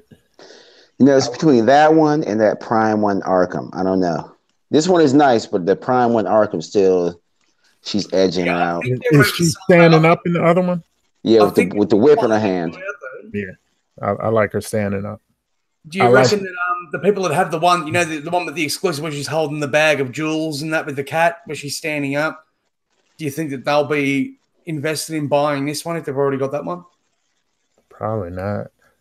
I know a lot of people like that exclusive. I actually like the regular on the left more. Yeah. Because I like to see more of her face. The one on the right's more. The one on the right's more like for the kinky side of things, isn't it? She get done either way, so I mean, I could just, meow. Yeah. One thing I've noticed again from the sidelines is that Sideshow is really getting a little out of control with their pricing, like out of control. Hell I remember the premium formats at one point were like what, $2.99 or $3.99, and now they're like $5.75. And it's like, yo, that's not inflation. That's like that's killing. That was like 3 or 4 years ago, right? In honesty, though, like unless you're talking like some of the grails like Galactus and Silver Surfer and stuff like that, the quality overall for the newer pieces is far superior to their older stuff. So, Like I'm gonna tell you, in 2016, the sideshow prices were around 500, 400 to 500 for the pieces. So I haven't seen sideshow jump as much as a lot of people say. Every once in a while, there's an exception, and they reach out there and throw a big price at you. But usually, sideshow isn't. I always thought this hobby was expensive, so most of them, have always been more than sideshow, and that trend still goes on the way I see it. They threw out this maskless portrait for the XM Samurai Deathstroke. Is this a different mask? Well, no, that's no mask on. But he's bald. I thought he had hair in the other one. No, I mean the other one he had the helmet on. Remember? No, but they showed a head once. There's too many Deathstrokes. Yeah, it might have been. Yeah, I think it was different statue. It's a different. Yeah, this one he was bald. Okay. Yeah. Oh yeah, here's something I wanted to really mention quick to you guys. We have to tell everybody to like the video. So everybody in the chat room, you guys got to like this video. This is really going to help with the algorithm for the video and stuff. I was watching Sinister Collector the other night, and he had like 67 people in the chat room. It was crazy. It was blowing up, and he had like 10 likes. And I was in the chat room going like, "Yo, people got to like this shit, man. You guys are like sitting here talking and stuff. You guys got to start hitting that like button, man." So I just wanted to throw that out there. Go ahead. Back to your regularly scheduled programming. Definitely all good. And now we tune into the BBC. With the people like with that XM Deathstroke, like you saw on Rad Titan the other week. On Gem Mint when Brian and that were on talking, and he said like with this line, it's not like the Batman Ninja, like the film and comic book. This is a concept art of their own, So they've had to go a bit different to be able to get the license for it. Yeah, I think he also said he got like more characters coming, Mr. Freeze and people. I'm Mr. Freeze. That's my favorite Batman villain, but like I just can't see him in like a samurai world. So I can't. No, the one that he dropped that I was most excited about was the Superman diorama with all the villains in the crystals. Oh, really? So they try and do it like the Batman Sanity. Like the Batman one, yeah. Oh, Jason, you better start saving them ducats, my brother. Yeah. Start working that street corner, doing double shifts. I can't wait to see your face when they unveil that one, Jack.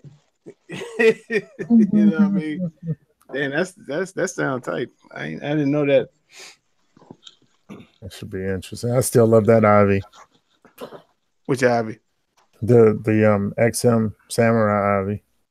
Oh, Ivy. Okay, I don't know why I'm thinking about Harley Quinn. Duh. Okay. No, that's the prime one. That's already on the list. Damn, how much shit is on the list, bro? 4 pieces right now. 3 are prime one is sideshow. Joker may fill out the list, and then it's it. I'm stopping at 5. That's what we all say. Do you have the? Nah, I'm stopping at 5. Actually, well, prototypes is gonna mess that up, so I'm stopping at 5.5. Prototypes is 6 scale. You guys hear me? Yeah, we hear you, Mac. All right, what's up? What is Hello, up, mate. Mac Big congrats on getting Cyborg game back. Congrats, Cyborg man. Club. Yeah, thanks. It's a nice piece. We got like the Cyborg crew. Like yours? We got Mac, Gary, folks. All right. That's So right. happy. So happy. He's rocking right next to me. Yeah, same here. He's right behind me. I see him. He's got his hand up, blasting shit. Just blasting, straight blasting. Yeah. Right He by. got his, nah. I like how y'all both got different poses. That's what's up. All I wish is that Cyborg in the movie looked like that. Yeah, I'm trying. This is a big ass. You know what? If anybody owns that Malgus piece, this is like thick and heavy like him for real. Though, actually, Like- in saying that, though, with the piece, did you not notice at the end of the film when you see him upgrading, he actually looks a bit like that? Folks, you got that Malvestro on too, didn't you? Yep. And Oh, I see he right there. He right above the. hold up. Yeah. Hold on. I might have to next haircut. I might have to come do some inspection. Oh, okay. Yeah, nice. I got him on plan too. That's your boy Sim's favorite piece. Hey, this shit's tight. Yeah, I haven't had a chance to take any pictures. I took a bunch of pictures of Cyborg, but I didn't get a chance to pull down your boy Malvisto and take any pictures of him. So, I'm gonna take some pictures. I'm gonna take some nice pictures of him in a little while. So nice. So after getting him in, do you see yourself getting more court pieces or? yeah, I'm gonna get a few more court pieces. I forget the dude's name. I think he has like a long, like kind of squiggly sword in his hand. He looks kind of cool. Oh, I know he got armor on. Yeah, I Yeah, think you can change the face. Yeah. But I already Galavar, I already have her on PO, so I'm waiting for her to come through. Good. And then I'm waiting for, like I said, I think they have one that's like $900 or something like that, but it's like $150 off right now and free shipping. Is that the general? Yep. Yeah, that's this dude. I was looking at that also, but that's that dude, folks. See him? Yep. Yeah, that's him. Yeah, that's tight. How tall is he? Wow. Like 30 inches? Pretty tall, man. That's the one that we had at the Exalted Reaper General, yeah? Yeah. He's see, the funny thing is he fits kind of well with Shard. But yeah, maybe 30, 32. No. Hold on. That's not the one. I'm sorry. Hold on. Okay. See, Rob, this is what we were talking about earlier, man. Getting pieces you didn't think you were gonna get, but you see them, they just kind of grab you. You know what I mean? You know what? It is the Reaper, but it's the legendary scale one. No, that's what this one is. That's half scale, yeah. No, Yeah. that's the legendary scale though. So that's the one you have, the legendary scale? Yeah, I won it from Rad Titan. Yeah, that's the legendary scale. Oh yeah, so that is it. But the sickle looks different. The Court of the Dead stuff, when it first came out, I was like, wow, this is really cool, like tattoo art. Would look really dope if you were into that type of stuff, right? Then I started like looking a little bit more into it. Then I went and like a month ago, I got the Chronicles of the Dead stuff because I just absolutely fell in love with Kier and her design. I think she's like one of the best designed characters. I actually made a comment under one of the sideshow things today where they were asking like, oh, who's your favorite court character? I haven't even read the fucking book yet, but I was like, yo, Kier is like, reminds me like a Boba Fett where like, you might not know anything about the character, but just by her design, you fucking know what she's about. That's a bad motherfucker, Yeah, she is like the go-to soldier for that dude. Like he's the general under Death. Like he controls the armies. Kier is his go-to chick. Right. She's got some fucked up feet though, man.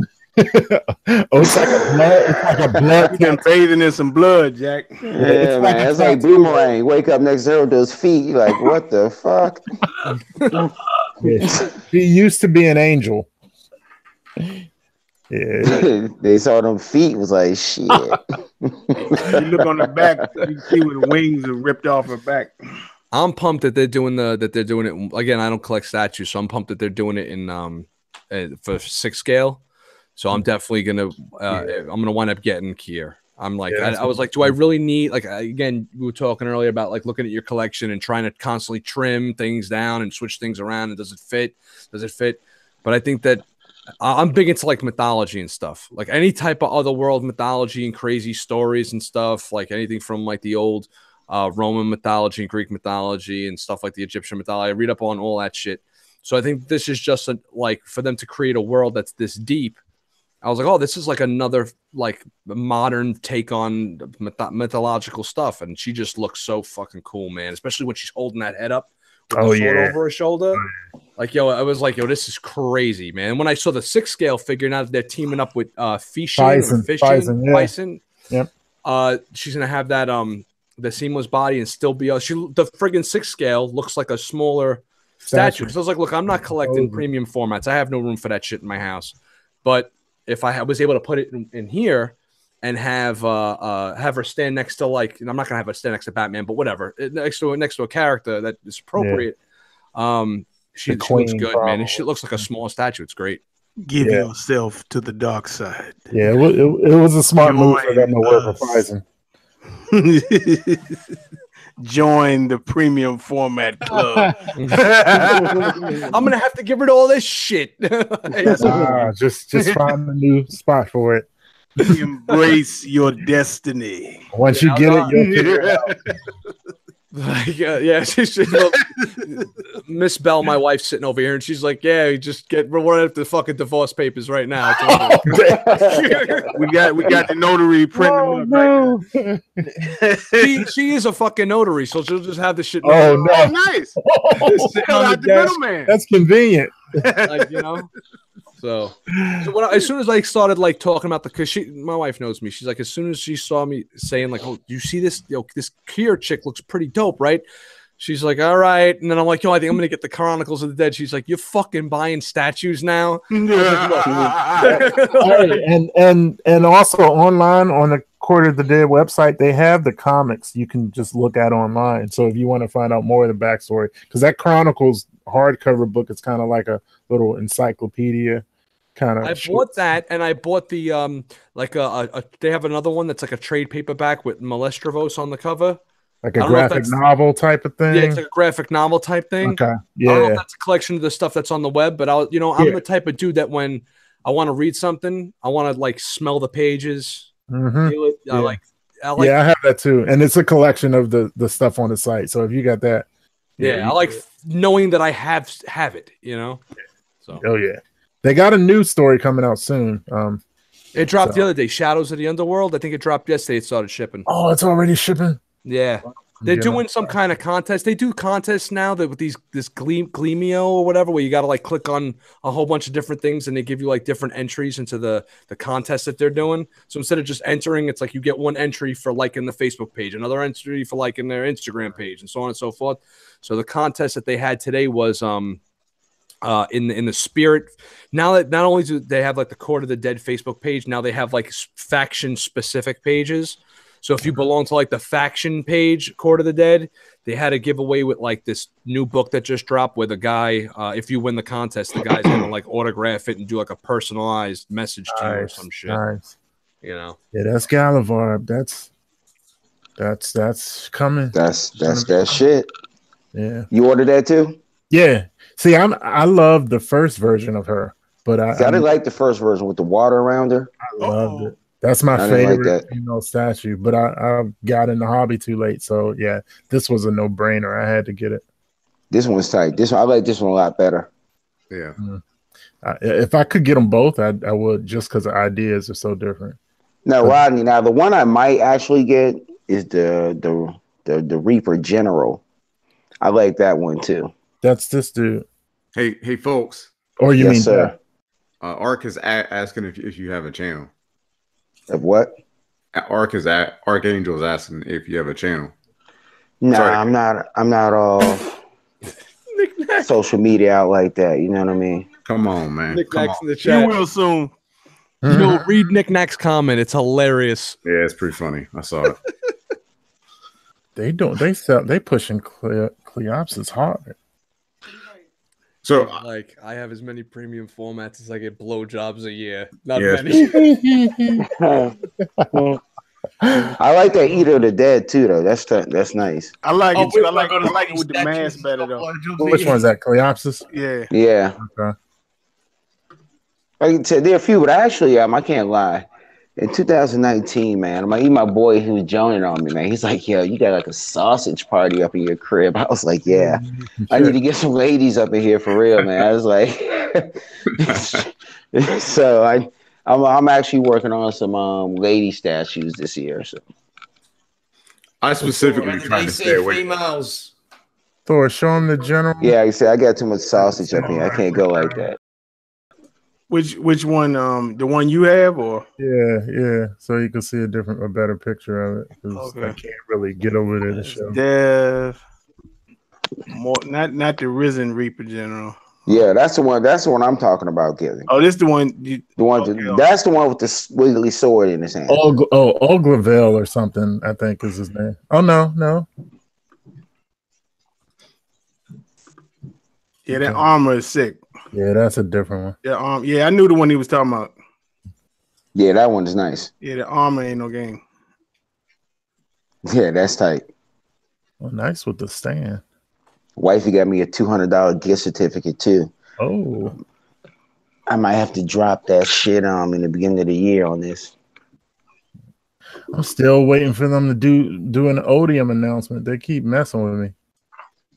But Sims was telling me about. He showed me like a couple other ones, like a Prylax or something like that. Apple. Yeah, they got the Apple there. I don't know what sideshow taking so long. Yeah, that's tight. I like that one for real. Do they have a thing for Odium? A picture? If you search, you might have to search it because it's probably still on the RSVP page. No. Yeah, it's gonna be on the RSVP. So Rob, this the one you getting, man? What am I looking at? No, that's scroll down. That was smart that they came out with those two, though, because that's like something you could have in your desk at work. They're really not that big. They're 9 inches.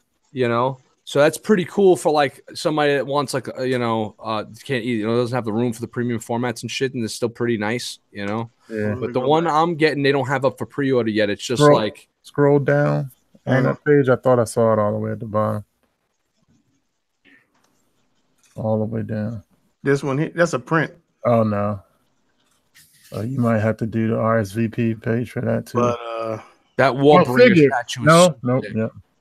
Yeah, I gotta go back and re-get this. That's coming. That's crazy. That's crazy. Yeah, I want to pair this up with Medusa, like, because Medusa's looking down and she's looking up, and it'd be like she's challenging us. I think that'd look pretty sick.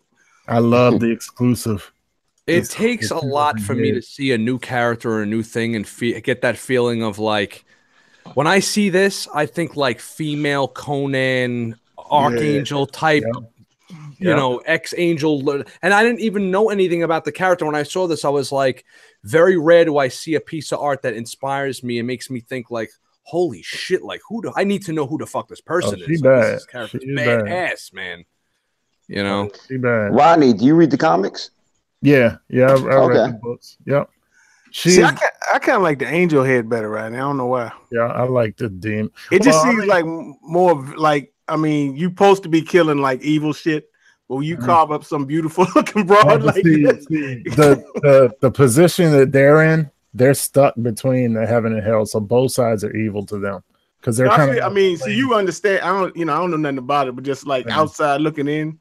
Yeah. Like, now you're not too surprised about killing some demon or some shit like. Now angle up some broad like this. I mean, the angel head kind of fits too because she was an angel and they kicked her out, so that she got a little bit of that chip on her shoulder, to want to get back at them. So that fits too.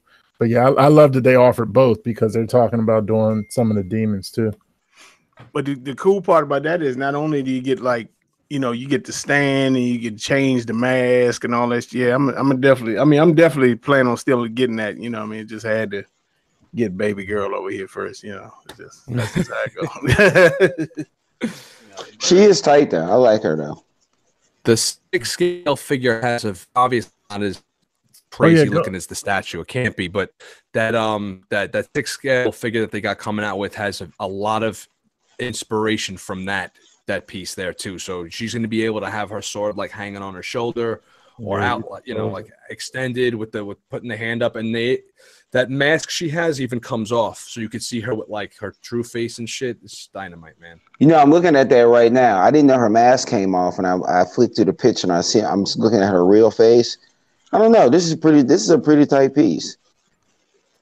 Yeah, I do like this. I like it better with her mask off. Yeah, I almost kind of do too. That mask is so cool. You can have her with the mask off and still display the mask next to her, like as if she just kind of dropped it at her side. Awesome. That looks tight. I typed in Odium, Rodney. I don't see him. They don't show it on the RSVP. I mean, I typed in I just typed in Odium, and all this other shit came up on Sideshop. Yeah, like I can show. Now, have you seen the ones that are, like I said, at the San Diego Comic Con in 2017? They had a few figures that aren't out yet. I think I maybe like I said Prilex or something like that. They got a couple of nice ones that are actually coming out pretty. I don't know when they're coming out, but the dude's like kind of bent over with some stuff kind of coming out of his back. Damn, I forget the name of him though. He's pretty tight too. I said I wouldn't mind moving into some more of the Court of the Dead or just some different type of pieces. So I don't want to have all Marvel, DC, Star Wars. I'll have some statues. I want to mix it up a little bit. Just have something, a statue. When somebody comes in, they're like, "Who is this?" I'm like, "I don't know, man. It just look tight." You know, like my boy came over today. He saw Mal Visto, and he was like, "Man, who is this?" I was like, "I don't know, man. Really, it's just like a clown." I liked it though, you know what I mean. So I got him. Just say he's the historian. That's all. He's the reporter. He's a reporter. You know what he reminds me of? I don't know if anybody saw Vampire Hunter D. Yeah. The Bloodlust. He reminds me of the funny guy, the clown guy on Vampire Hunter D. Speaking of chicks in a collection, I plan on getting this very soon. Shakti? Nice. Yeah, man. I've seen videos on it and stuff. Yeah, not Shakti. Shakti. Oh, it's Shakti. Shock these. That's tight. Yeah. But so she looks good though. It's funny in the videos that I watch, they go back and forth and they say, "Oh, this Darth Talon." 90% of them say Darth Talon. You know, I'm pretty sure I know why, but you know, but I definitely this is one I always wanted, but it was always like ridiculous price. So you know, I can wait out, folks, for a good price. So, but yeah, this one on the radar. Club in the Star Wars universe, I know you'd fill it with that race. Man, Thor, how do you share pictures? I had to teach you later, man. Send it to me. I'll share it. Hey Thor, I'm gonna pick up that Darth Talon from what's his face? I can't think of the name of it. The fan art Darth Talon. Yeah, that one. Yeah, that was nice too. I thought about getting it, but I was like, nah, I don't need another one. You know. So you already got one, right? Yes. I don't have one yet, so I'm gonna get her, man. She looks kind of like the print. They did the print already. The print looks really nice. Yeah, it did look good. How do you guys feel about having some more cheeks? How do you guys feel about having multiples of the same character in your collection?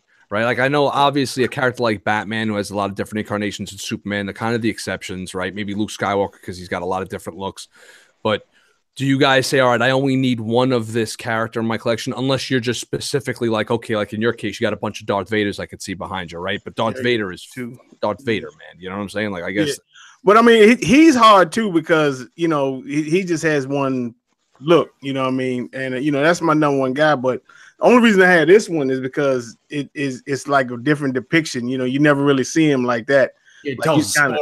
Yeah, it does. You know, he's kind of like vulnerable and he's looking at the mask. And he's kind of like thinking about all his choices he made that made him to what he is, you know what I mean?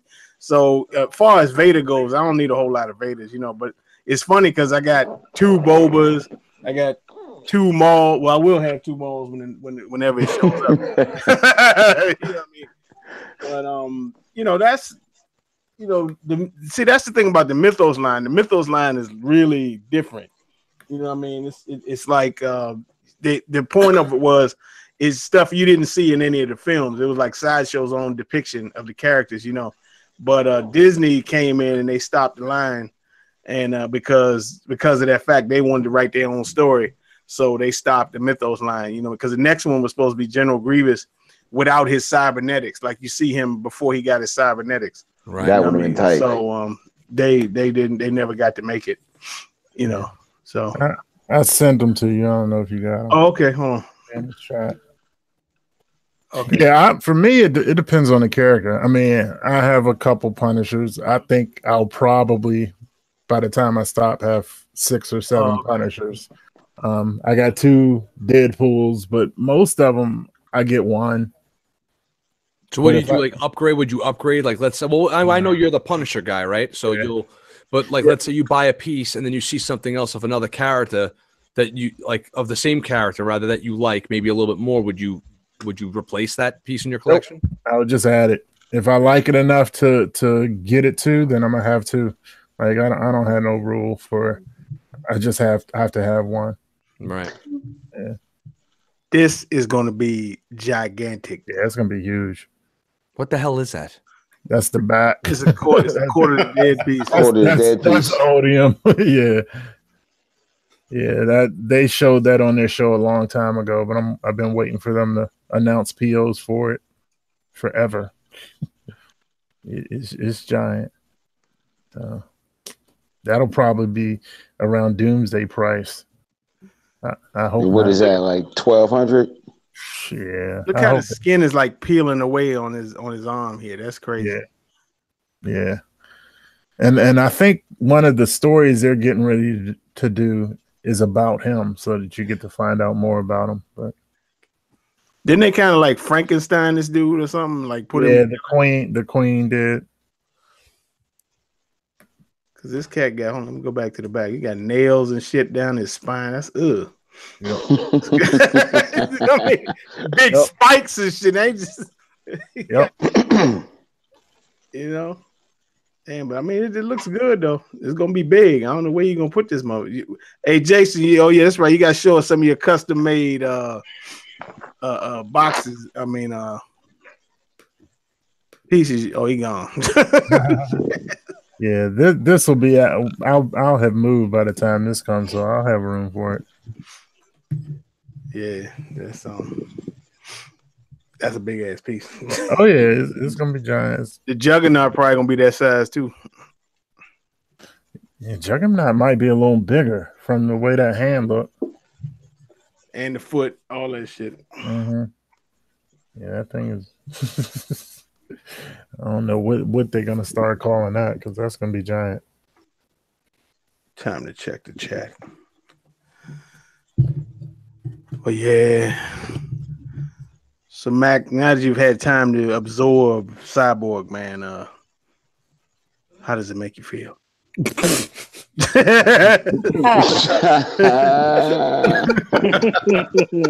That's why Max got the open hand Cyborg position. It makes me feel all cybernetic inside. Yes.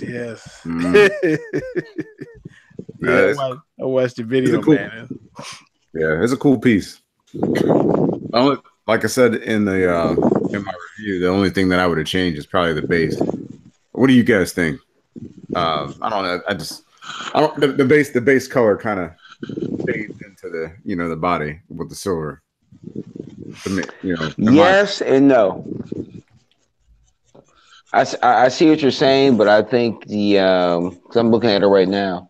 Yeah. And I think really the silver or kind of the metallic of the Cyborg stands out different from the base, me personally. Yeah. The base is a little bit like more of a darker gray. Yeah. But the Cyborg is more of that metallic gray. To me, he stands out a little bit more. I understand what you're saying. Yeah. But yeah, I can definitely tell the difference. Yeah. Especially like when you have them because I had them all I had the New 52 Soups and the Green Lantern all like side by side. And it just, it does. Of course, I know he's silver, so he don't pop, but those over two pop a lot, so you gotta have to kind of put him off in like his own area to kind of make him shine, by himself, I don't know. Maybe I have these lights that are like they're off now, but because when I turn the lights on, this is too bright right now. But when I have the lights on them, and for real, like even like this gray, like you can kind of see like metallic going on in the. Yeah. It's like they gave him like a metallic paint job in the gray. He's painted tight. I'm sure he's painted humongous. Yeah, he's painted he's painted really well. For real. Yeah. They put in some serious work. I don't know how the hell they painted this one. This one is tight. Yeah. Hey Jason, man, you gotta share with us your custom made cubes you hooked up, brother. Oh yeah, that was old. Shit, that one. Hang on, I'll get the pictures up. Just some. Oh, hold on, let me click on you folks. So that's the EX, right there. Cannon. I don't know if anybody saw my video earlier when I dropped the head, but my reflexes was mad quick. I'm like You dropped the head. I'm like Shokazuki. Now I caught it. I caught it before it hit the ground, brothers. That's what happens when you watch those old ninja movies, man. Your reflexes are mad fast. That's some Darth Maul reflexes. No, that was Shokazuki. If you know about him, you know what I mean? Revenge of the Ninja. There we go. When he caught the coffee cup, if anybody knows about that, you know what I mean? Revenge of the Ninja. Nino Kung Fu.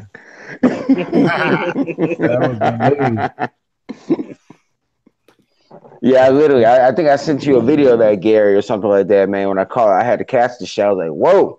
Sim's like, oh, man, my heart almost dropped. I was like, at least you saved it, my man. At least you saved it. Hey, man, you know I had to save the brother. Come on now. Them gloves make us.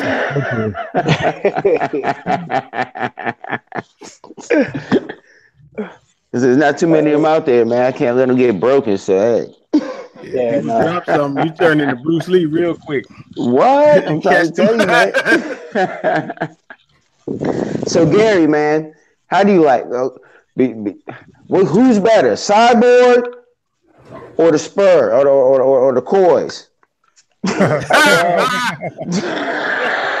funny. Well, I'm hoping you might find out about the Coys at the weekend, folks. Fingers crossed. We'll wait and see, my brother.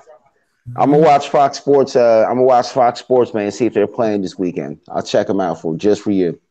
Yeah, kickoff is 2 p.m. on Sunday, so it'll be round about 8 a.m. in the USA. Actually, I can watch that because the Cowboys already whooped the ass this week, so you know what I mean. We're off till Monday.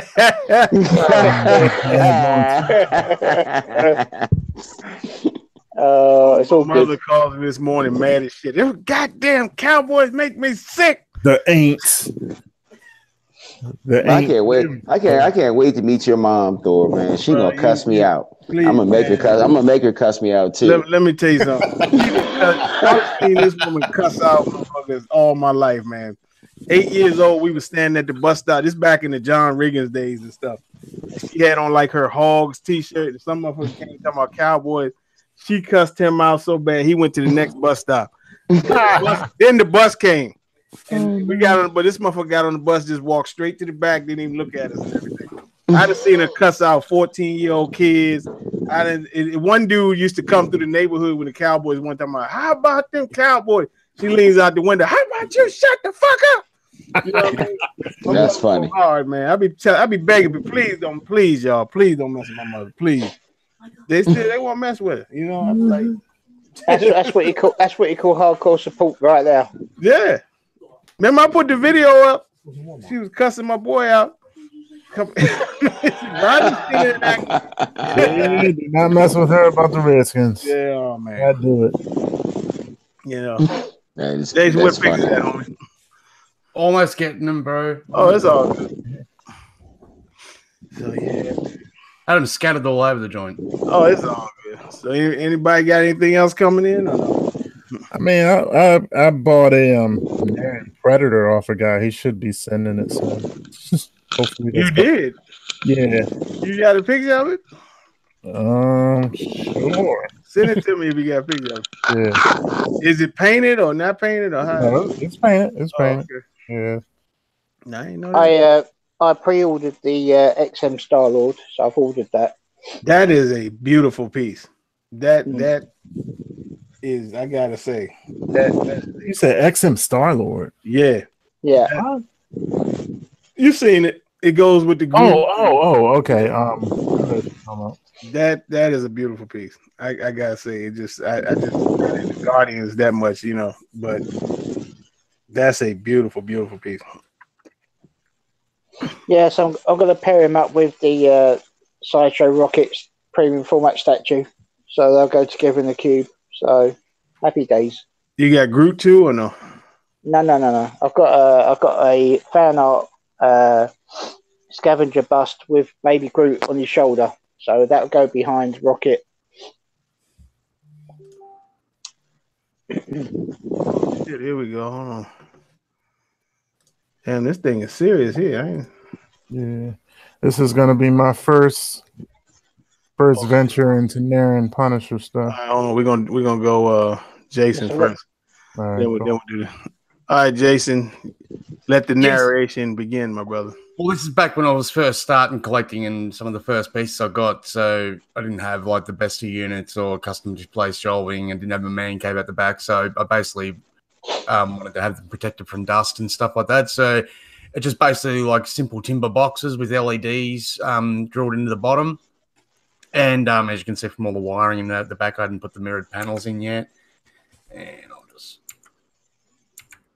And this is another version you can do where you can actually run the LED strips along the base of it. And it'll actually light up like where the edging and that is of all the panels. So it creates like a lighting effect all the way through. That's them two again. And that's basically the two different versions side by side there. I had a lot of other pictures. I had a little video too because it was the multicolored LED, so you can change the colors and you have the light show effect and all that sort of bullshit. And that's basically one of the last ones that I did. That's fire. I ain't noticed crypto. That's so slick. Yeah, it looks nice like that. Set up like that. When you gonna do a YouTube video? Have you put one of these together so we can copy? Well, pretty much. It's pretty simple. I mean that was just that main piece there at the front was like heat folded. So I just used like an oxy torch to heat it and fold it into the shape that I wanted.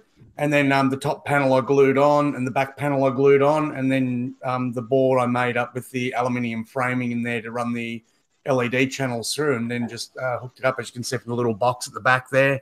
And that's a multi-LED one, so you can change it from, any color you want. And the light goes up all through the box and transfers the light inwards as well. Yeah, so you're going along the... Hold up, man. I've got too many to do that sort of shit. Like, though, to do it that way would end up costing a fortune. I end up saving a lot of money just by doing it the way I've got my arms set up now. Look at Adrian baby pictures over there, man. Yeah. Oh, the corner. My man Adrian. That looks. Yeah, this is before the wife kicked the collection out of the house. So that looks slick. So right, I got Bruce Lee's name all over it. You might to do a little taller for Bruce, though, man.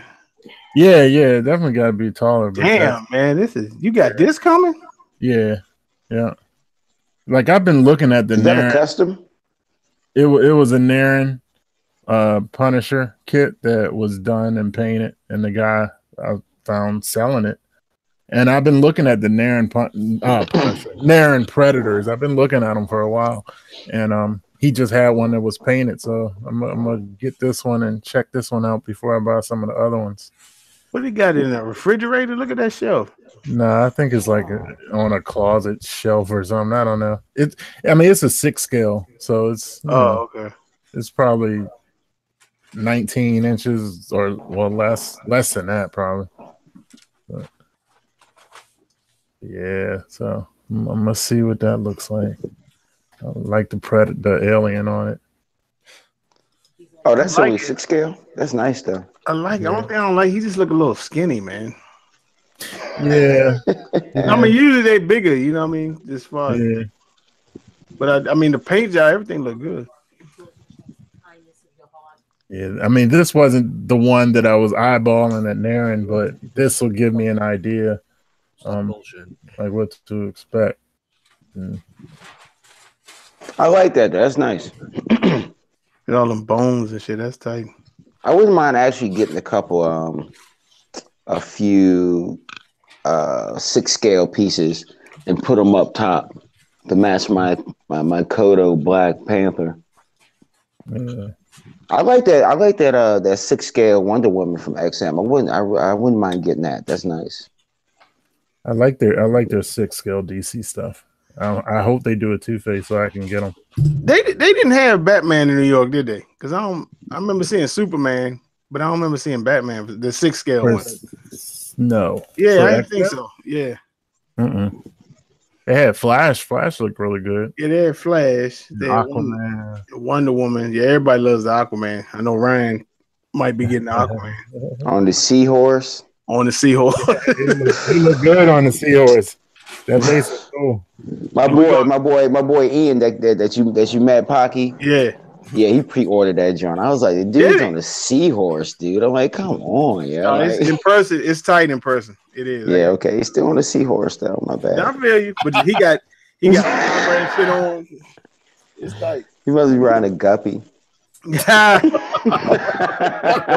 y'all think about that? All this hype they giving the Aquaman movie. They talking about this the best one since the Dark Knight and all this other. Supposed to. I believe it, bro. Jeff Johns is involved. James Wan is directing that movie. It's gonna be good. I'd be shocked if it's anything but good. No, more importantly, you've got Jeff Johns as the bloke who's the contact from Warner Brothers. He's told all the other executives not to piss off. So he's got creative control of any end project. So he's, as you've seen with Titans and the rest of the stuff coming out, man, he's putting that dark, gritty DC edge on things, which is what's been what missing. they gotta do is they gotta stop saying this best thing since the Dark Knight bullshit. Everything is the best thing since the Dark Knight. They gotta just separate themselves from those three movies and just say, okay, this is just a good fucking movie. Yeah, but in saying that, I mean, that's the benchmark that was set. I know. It's like, but that's like saying, yeah, the best movie since The Godfather. It's always the Dark Knight. The Dark Knight wasn't better than the original Batman. Fuck that. Blasphemous. Nah, man, fuck that. The joint Michael Keaton and Jack. It was Dark Knight was good. Don't get me wrong, but that shit wasn't better than the original Batman. Just look at the era. Just look at the time the original Batman came out versus the Dark Knight and all that. Man, that shit was a much better movie. Nobody thought Michael Keaton could pull that shit off, and he did. No, Michael Keaton was a great Batman. That's what I'm saying. Nobody thought he could pull that shit off, and he pulled it off, man. That's what made that movie. And Jack was a great Joker. He was my favorite until the Dark Knight one because I like my Joker a little bit more disturbing. So, well, like I said, look at that time that movie came out. So in 88, 89, whatever that movie came out, he was disturbing. Now he's on that. Now that's a Nickelodeon Joker. So see, I didn't think he was disturbing back then. Like, what are you talking about? When he came in the office and shot the shit out of the dude and shot the shit out of his old boss, like bang, bang, bang. It was still a little too clown. And then he turned the model chick, and I was just thinking about that. Yeah, like I don't know what you're talking about, man. Like. He was doing some kind of sick shit to those. I mean, I still go with the Dark Knight, but don't get me wrong. I like the Dark Knight, but to me personally, I like the '89 Michael Keaton. I even like the Batmobile in there. I liked everything about that. That's me personally. I thought it was gonna be some shit. Now Tumblr's my favorite Batmobile. I might get tomato for this. I was never a fan of Bale as Batman. You know what I mean? That damn whisper he had. It's good. I hated that shit, man. I couldn't stand that shit. Every time he talked, I was just like, shut the fuck up, man. I mean, the movie wise, I love it. So I know what you're talking about. Oh, he sound like a perv. But as far as Aquaman goes, like, okay, where did they go from here? Is what I want. Okay, if it's good, that's great. But like, are they even gonna make another Justice League? I mean, I hope that. I like Justice League. I mean, I love Justice League. I thought it was good. But I mean, they were saying they don't even know if they're gonna make another one. You know what I mean? So it's like, what they gonna do? No. I mean, Jason, do you know if they're gonna like any plans for the future or? Well, there's. How can I put it? In the past, they used to leak everything that they did, and it was a horrible mistake because people would come with expectations and with every leak and stuff like that. Now that Johns has taken over, everything's on lockdown, man. They're going that Fox Marvel route, you know, with their movies where here's a little snippet of what you're going to see in a teaser, and that's all you're going to hear about until the thing's ready to drop. Right. You know, because previously, like, everyone knew the movies before they even went in. The trailers gave away the best parts of the entire fucking film. You watch a DC trailer, you knew exactly what you were going to get from the trailer. There's no surprise. That's what I'm thinking that Aquaman movie is going to be for real. Like, you see, like that 20-minute trailer that they had. I'm like, that's the movie. Nah, that's James Wan. There's a lot more. I trust James Wan. I'm looking forward to seeing Black Manta. That was always my dude. Yeah. Now I definitely want to see that. What I love about what I'm seeing so far is the fact that they actually gave Black Manta that suit And he gets sometimes with the big fucking head that he has with the eyes and the beams. He gets a lot of flack, like for whatever in the circles I run in. He's like, oh, that costume's kind of goofy, but when done right, he's like the underwater Darth Vader looking. Yeah, but if you look at like aqua suits from like the turn of the century, that's what they look like. Yeah, like back in like the 1800s and stuff like that. It's so menacing looking, man. That's what they look like. Yeah, man, they hating on Justice League. I feel you. I mean, I like it. You know. No, I liked it too. Look, I saw that and Thor on the same day. So Ragnarok was trash. Justice League put me in a better mood. Yeah, I wouldn't. Thor was my guy, but I wasn't crazy about Ragnarok either. You know what I mean? Yeah, that was more funny. Yeah, I don't want no fun. Yeah, everybody's supposed to be dying, but let's have laughs. Yeah, it's funny. Our world is ending, but let's have laughs. Yeah, no, thanks.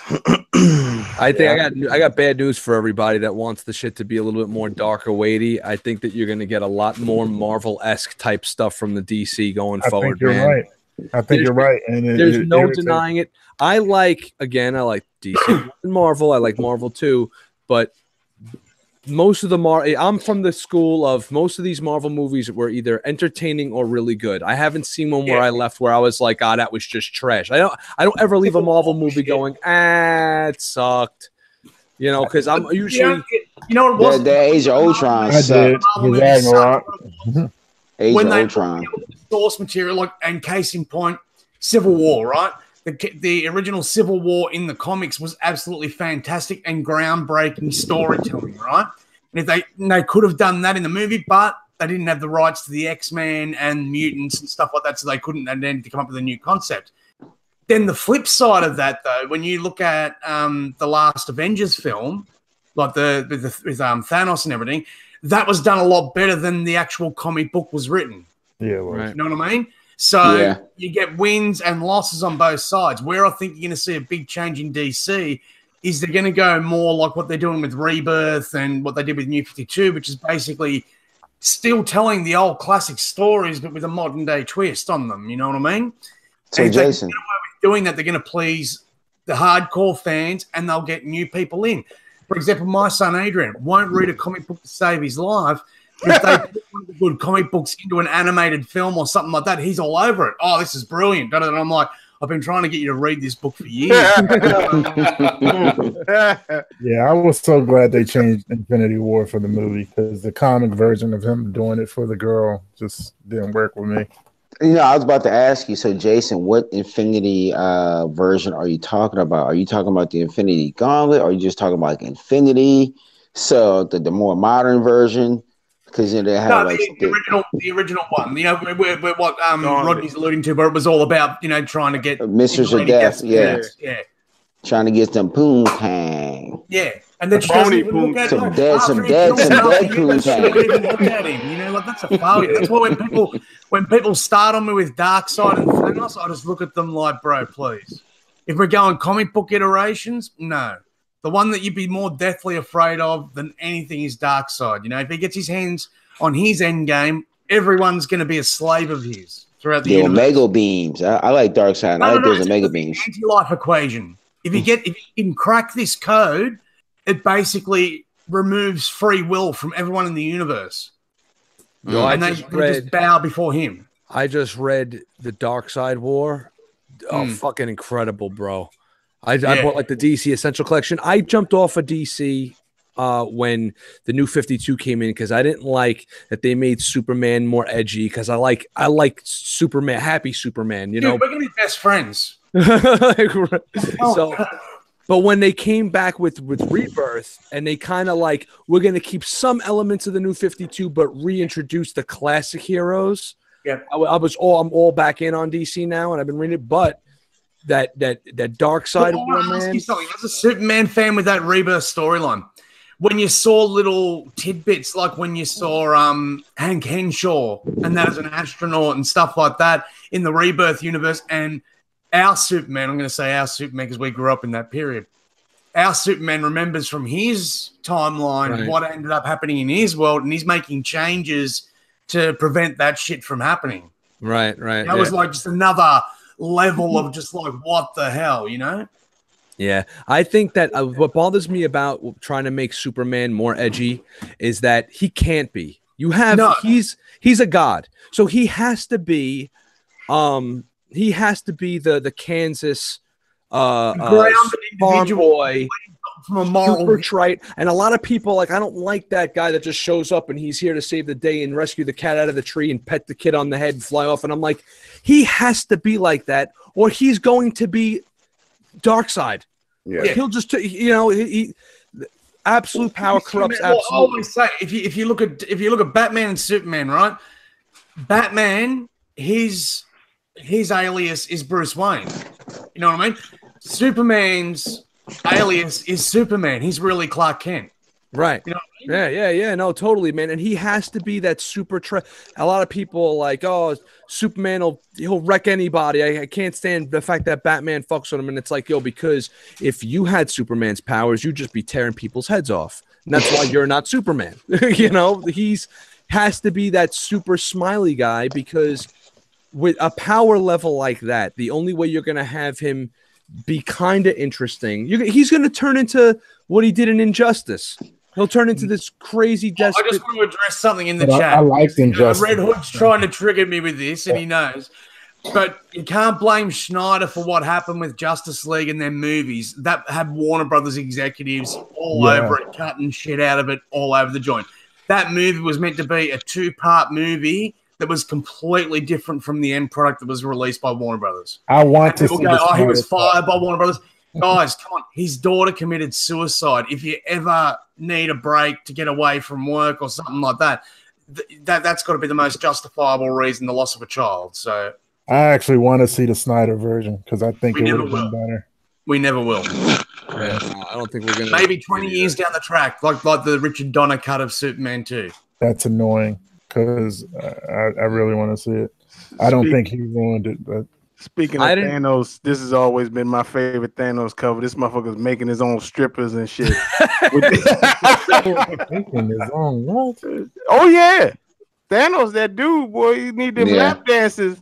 He just conjure up the Infinity Stone. Oh my goodness! There you go. Throw the old school joint right there for you. That's what I'm trying. Oh, hold up. What is this? Oh that's yeah, the Ron Lim cover right there. Yeah, I got that. Yeah. That's when he made all the. That's where Doppelganger came from. Oh, yeah. I think I just like the street level characters. Let's not forget. I like people who my personal favorite Thanos moment. Oh yeah, I remember that too. Yeah, I remember they threw this up for Geo. Thanos copter. What is it? It's back in like the 60s or something. Oh my gosh! And this Batman had a Thanos copter and shit. Are you serious? Yeah. Dude, there's even a scene where you see Thanos being led away by the New York Police Department in handcuffs. Yeah, what? Thanos copter. That's funny. What? I remember that. That is funny for real. Oh that one's sicker. Yeah. So that's a good question. Why would Thanos be in a helicopter? That's a good question. What's like the lowest point for you, like comic book wise, for your favorite character, man? Can I go first? Batman and Robin. No, I mean, as far as what movie? Okay, movie wise. Oh, movie wise? No, comic book wise. I was saying comic book wise. Oh, yeah. I actually got two. People are gonna be mad. I don't like. Well, I don't like when Garth Ennis tries to give Punisher a motive because I think he messes them all up. So the Garth Ennis Max Punisher, I love, but the Bourne story he did, I hate it, and I also hated Franken Castle. Yeah, that was pretty bad. So those are two for me. Well, this new Thor shit, where they made him unworthy. Now this motherfucker got like a dirty sheet for a cape and shit, and they cut his arm off and all this other crap. I was like, nah, some chick got Mjolnir. I was like, okay. He'll be back as a gay Latino. It's all good, Thor. Yeah, no, but what happened was, the series before that, like he's old. He kind of looks like Odin. He's got like but it's Thor. And he got like 3 daughters, and they're like the goddesses of lightning or whatever now. and he has this book with saying unworthy, so it's like showing him when he was. So obviously he gonna get the hammer back at some point. So I'm like, okay, I read like three books of that shit, and I haven't read it since. You know what I mean? It's like, cause just make a new character. If you're gonna have a chick, just make a new character. I ain't opposed to having chick heroes. Just don't have them replace the, you know what I mean, legendary characters. You know what I mean? Just make another one. I actually had a conversation very similar to this on Twitter recently, and Ethan Van Sciver was actually in the chat, and it was like a Comicsgate thing that we were going over, and I had just read in Dark Side War, and one of his characters, who I didn't even know was one of his creations at the time, is the Jessica Power Ring, the new girl Green Lantern. Yeah. Cruz. And Yep. when I was like, all right, you know, cool. She's got a cool design, whatever. I didn't really read up about the character too much. Then I read the story and I was like, you know what? I took a picture of it to put it on Twitter. I was like, this is how you take a brand new character a female minority and make her fucking awesome. And Simon Baz, the other one. Yeah, like the other Lantern. When it's written organically and done not just as a cash grab or a gimmick, and done correctly, it works. It works really well for her character, and it's not just like, oh shit, we got to sell comics, so you know, Thor's a girl, whatever, Hulk's Asian, whatever the hell they did. Yeah, man. And I felt the same way though about in the early '90s when Doomsday showed up, and it was like, oh, we need to kill Superman, so some guy falls out of the sky and kills Superman, and it's like, come on, like, what the fuck is this? Oh, I don't know, man. That was a grail for me. It was one of the only comics that made me cry. At the time, no, it was emotional, but at the time it bothered me. Like, of course, over the last 20 years, Doomsday grew to be like a likable villain. But I was like, yo, you're just going to have some guy show up out of nowhere. Like, make Brainiac the guy that fucking kills him or something. Not just some dude that just shows up 10 issues later, Superman's dead, or whatever it was, 6 issues later. But I feel like I don't like the idea behind it. That's something that people forget. That was a year and a half lead up to the event in the comics. And all you saw was at the end of every month in one of the random comics, you'd see Doomsday punching a wall. Oh, all right. And every month you just see a little bit more of a chunk of it falling away. And then it was finally in the episode before the Doomsday and Death of Superman story, you see his actual fist go through the wall, and it says, like, and every time it was Doomsday is coming, Doomsday is coming, Doomsday is coming. And then finally in that last episode, it was Doomsday is here. You know what I mean? Right. So it wasn't just a flash in the pan thing, you know? And then, like, Hunter Prey and them other stories that you're referring to about were already conceived of, but they said, no, we want this to be a shock and awe value that, oh, this is just going to be another alien menace dropping from the sky or something that Superman's going to kick its ass. Right, you know? Okay. All right. I stand corrected. I cried. I think that was some of the finest writing I've ever read. The Reign of the Superman story arc after it, absolutely loved and adored, you know, because as a Superman fan, even I was confused over which one. I mean, a couple of them I picked straight away. I knew Superboy was a clone. I knew that Steel was John Henry Irons, the iron worker that he saved. And I could sort of pick the Eradicator as, you know, being the Eradicator when he came out. But when the Cyborg Superman, like, you know, when you were reading the comics, he conned me too, until you see that scene where he's standing next to Mongol and they're like discussing their plan of how they've conned everybody and they're going to conquer the world. And you're like, oh, bullshit. Because, you know, all the heroes believe this guy too. The presidents had him in the Oval Office and condoned him as the one and true Superman, you know, and he's just that bloke. That story bothered me. I don't want to spiral the show into this, but that story bothered me for the simple fact that, and I know that they tried to change this in the new cartoon that just came out, the 2-part that they got going on, where they actually had the Justice League show up to help fight Doomsday. But I'm reading this comic and I'm like, yeah, this big dude with the spikes coming out of him, of course he's gonna fucking crush Booster Gold. Yeah, but no, keep in mind, Justice League had disbanded the core membership like Wonder Woman, and they basically at that time in the comics they'd pulled all their B-list characters together to give them a comic, right? You know what I mean? And made them the Justice League under the guidance of Batman. You know what I mean? If And then Superman's even fighting this dude, to a standstill, and then they end with that panel where they do the double punch, and obviously Superman gets killed, Doomsday gets killed, or whatever happened at that moment, obviously Superman dies, whatever.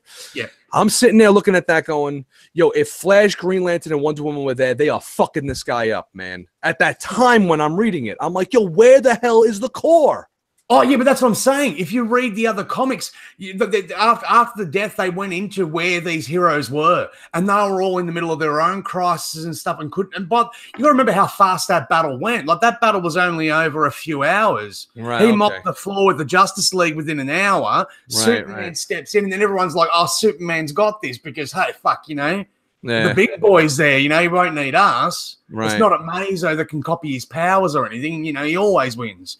And then by the time it went out that, oh, shit, this is getting serious, Superman's getting beaten the shit out of, it was too late. Like you see the Flash arrive shortly afterwards with Batman, who arrives with a scalpel made of kryptonite to try and do emergency surgery and that to heal him and that, but it doesn't work.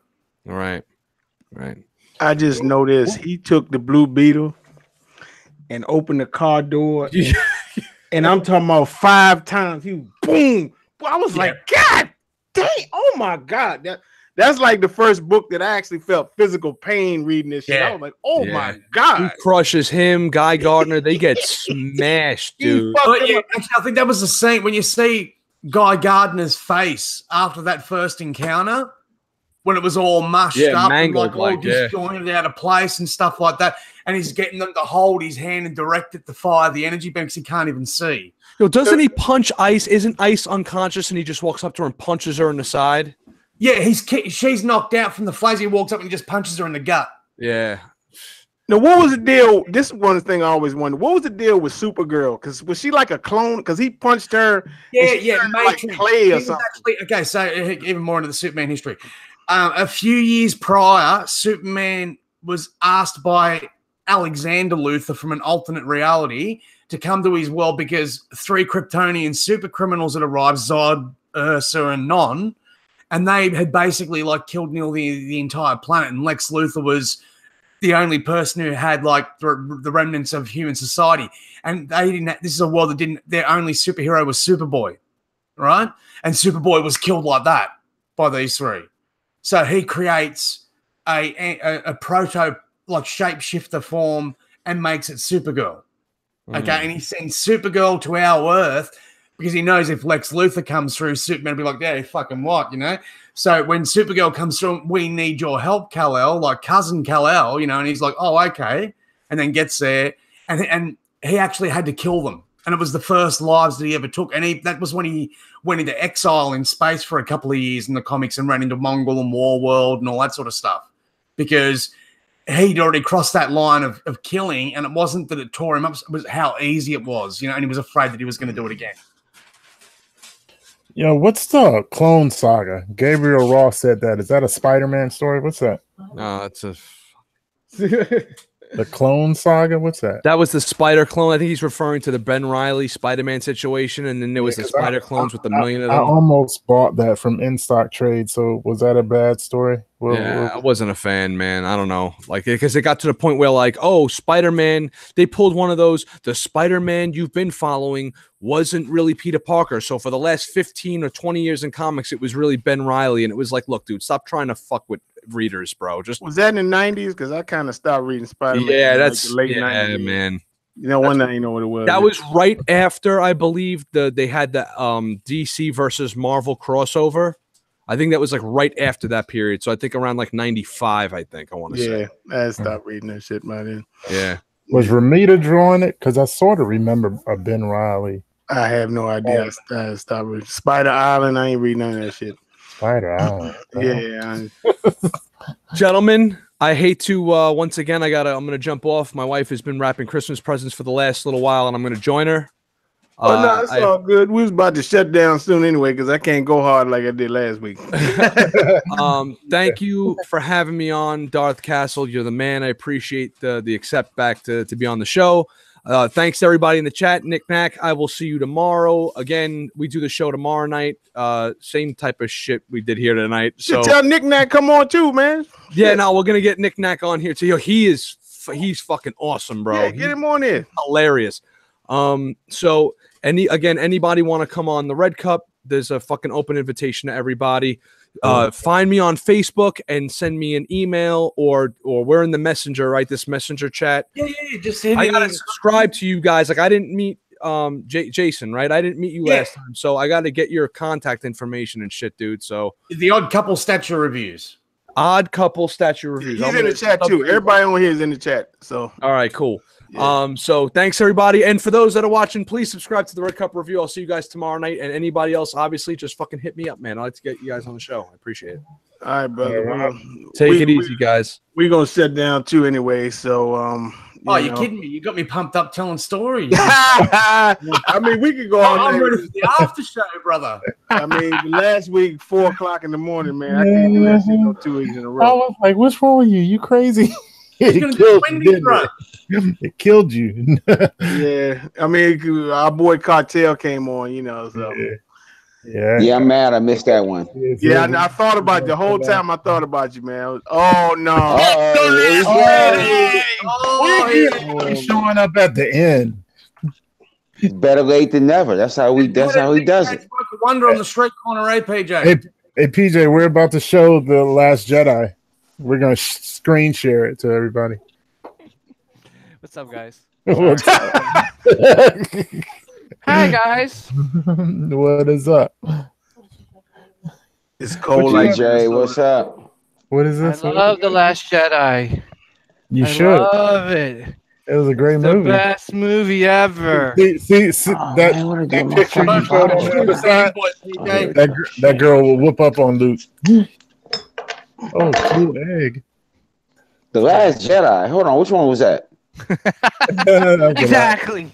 What's up, guys? I know one. you guys are shutting down, but Is that the one where Shorty Leia did the Force shit and sucked herself back in the damn? Yeah, Super Leia. That was the only crappy part, though. But no, that was not the only crappy part. That was not the only crap. The part with Finn, the whole part with Finn in the movie was crappy. No, that's to set up for some TV show that's probably going to be in The Mandalorian or whatever that show Disney. I want to say one thing about I never usually enter this debate, but I'm going to enter it now, right? So, I think that it was an empowering movie for women and stuff, mate. I think it put the women's movement back 30 years. And here is my reason why. So, in every other Star Wars film, the rebels are outgunned, outmanned, but some general or leader comes up with a la-di-da plan to get them out of the shit like that. And it works, okay? The one time women are in charge, their great plan is let's try and outrun them and keep to the edge of their ship until we run out of fuel and then have to crash land on a planet. They were already running out of fuel. No. And then it gets better because the leader says instead of actually getting everyone to transfer to the smaller ships and that in the get-go, turn the big ship around and hyperspace through their fleet and destroy their entire fleet like that, like she did. Because that's suicide. Why didn't she do that at the beginning of the film? That's suicide. Nobody wanted to kill themselves. That film should have been suicide. Hundreds of people die. They didn't expect DJ. What's the guy's name? Benicio del Toro. They didn't expect him to give away the plan. That movie sucked. They thought he was going to get away. They thought they were going to get away. They didn't expect him to give them the plans. Episode one was better than that one. No, episode 1 was better than episode 4. It was better than episode 4. Episode 1 was better than the last whatever. Episode 1 was better than Maul. With Maul, come on now, John had Maul. It was better than episode 4. It was better than the last whatever that was. I can't remember the name of it. Maul wasn't even until the end. Maul really didn't do much until the end. Well, he did enough. And then they killed him off. I don't know. Let me tell you. That was only dicks too. It was better than episode 4, though. All of them are better than episode 4. Episode 4 is a classic. Episode 4 is classic. A New Hope? Yes. You talking about Luke blew up the Death Star? A New Hope was old garbage. You're bullshit. Come on now. Come on now. Y'all need to do your own Star Wars show. because you readjust those glasses, Rodney. You crazy, man. You I tripping. always hated that one. I tried to watch all of them. That is the only one that I had trouble watching. It was painful to watch A New Hope. That movie was so and it fits even less now when you see all the new ones. The action. Y'all need to do your own Star Wars show because Episode 4 it needs to be redone. I would love Episode 4 to be remade. They need to redo it. Well, let me tell you. Just I mean, like not to get into technical details about like why I hated The Last Jedi, but just real quick, the main reason why I hate The Last Jedi is it split up the fans. In a country right now where there's a lot of politics going on and like a lot of people being divisive, a movie like this didn't help. I just felt like it just split up the fans, and it's just not something we need right now, especially in this country. Hold on. About y'all stuff, I don't want to hear time over there. See, and I think that my new philosophy on it is, I actually think, I'm grateful because it got like I never knew how he felt like this about the original trilogy. But you never know I hated 4? No, not 4, but like you were saying the rest of the original trilogy. You know what I mean? You wasn't really crazy about it. You know what I mean? So I can actually say 4 is my last place movie. No, I can dig. So the other 2 are somewhere in the middle, but 4 is trash. Okay, no, that's fine. No, I'm not. I ain't no trash. I think you knew that. I'm just saying. If this got him interested in Star Wars, then I'm grateful for it. You know what I mean? Because see, Vader is an ambassador for Star Wars. If that's if Last Jedi got you interested in Star Wars, then that's great. You know what I mean? We ain't got to like it. But I mean, Revenge of the Sith was great too. Like, look, Revenge of the Sith. That's my second favorite Star Wars. Rogue One, Revenge of the Sith. Those are my 2 favorite ones. The rest of them, my second favorite. Like Rogue One was the first time I really was scared of the Empire and scared of Vader. Revenge of the Sith, I love how they showed him turn. That fight at the end was crazy. Yeah. Now I used to, and this is probably just because you remember stuff better than it really was. I used to really like Attack of the Clones until I watched it again. So I always thought that sucked. The first time I saw it, that was it. It seemed really action packed, but I think that's all I was remembering, all the action. But and I think that's why it took Dooku a while to grow on me, because when I saw that, I was like, but after a while, watching Clone Wars and stuff, and then I started like, Dooku, you know what? Yeah. Thor, I agree with you, because when I first saw Clone Wars, I was like, that was okay, but when I saw the Clone Wars, the cartoon, then the Clone Wars, the movie, made all the sense in the world. He was more scandalous on the cartoon, and then you had Ventress and all, and everything. I wish Seder got her to be in a film. You know what I mean? They could have got somebody dope to play Ventress. Sarge Ventress. That would have been cool. But I mean, I think for Star Wars fans, I think Episode 9. There's a lot, riding on Episode 9 to kind of bring back everyone together. I don't think that's my problem. I hate being divisive. I hate arguing with another Star Wars fan about Star Wars. I want to talk about, hey, did you see that? Or did you see this? And that was so cool that, cool. But, it's not that's not how he's supposed to be, or that's how he's supposed to be. I mean, it's cool. Like, we're all talking about it, but at the same time, I've seen those like groups and forums, man. They could get like real toxic. It's almost like they're at each other's throats. We can disagree without being ugly about it. Just like statue. No, I'm not talking about us, Ronnie. I'm talking about other people. Like, I'm just worried about how this Ronnie, I love you to death, even though you said Rodney. What'd you say, Jason? I'm just worried about how this is going to affect your friendship, because our Thor looks like No, he's always known I'm not as big a Star Wars fan as him, and that I like. I watch. Not many people are. Yeah. I'm gonna tell you for real. I'm gonna tell you what I disagree with. I disagree with PJ having all them goddamn boxes behind him. I'm actually, because I've been rearranging my room because everyone's been asking for a room tour. So I see Mumra over there. Yeah, so I had to put Mumra over there because I'm like I'm trying to figure out my space right now. You need to block that direct sunlight from them, PJ. No, that's the lighting. That's the LED lights. I think because I have this light on. Look like the fucking sun lighting up in that bitch. Yeah, no, it looks like it's daytime over there. See, PJ, I think the divisiveness in some way is a good thing because the way you would have wanted Last Jedi, I don't think I would have liked. Like, I liked the idea that Luke was upset and wanted to stay away from it. That seemed real to me because Luke was corny. Because I always felt like if the Jedi was there when everything went to shit, so you should feel a little upset and humble. You should take a little humble pie based on that. So but the thing is, you don't. I like Rodney. It's just like me just saying. I felt as shit back when Vader, when Anakin became Vader. Yeah. Say that again. I mean, let's be honest. The Jedi's felt to shit when Anakin became Vader. Yeah, but that's what he was talking about.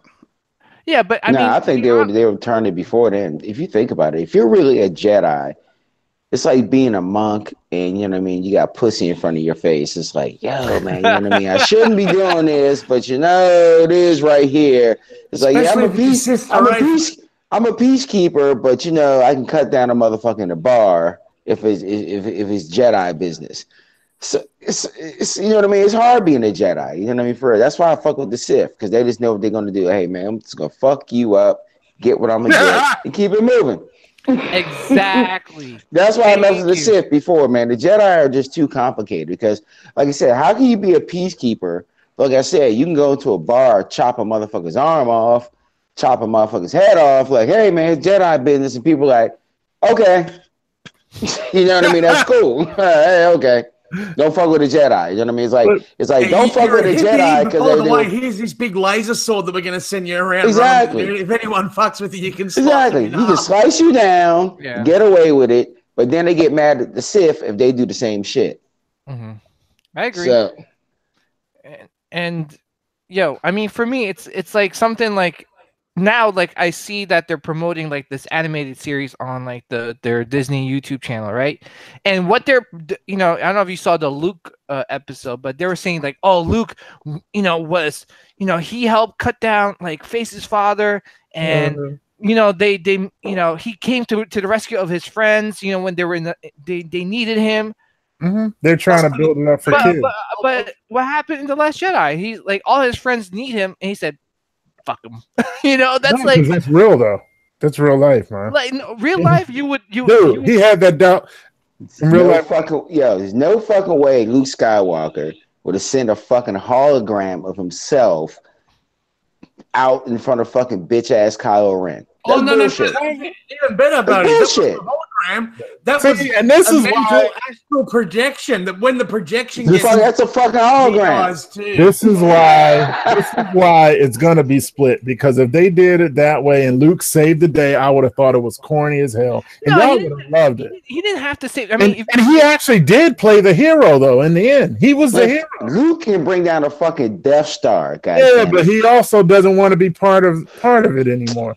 The motherfucker bring down a Death Star. You trying to tell me he couldn't show up? No, of course he could. Him up and keep it moving. Of course he could, but he also realized when they were when Jedi were in charge, that's when stuff went to crap. So he wants to stay out of it. Well, the Jedi doesn't have to be in charge. Brother of the year, Luke Skywalker.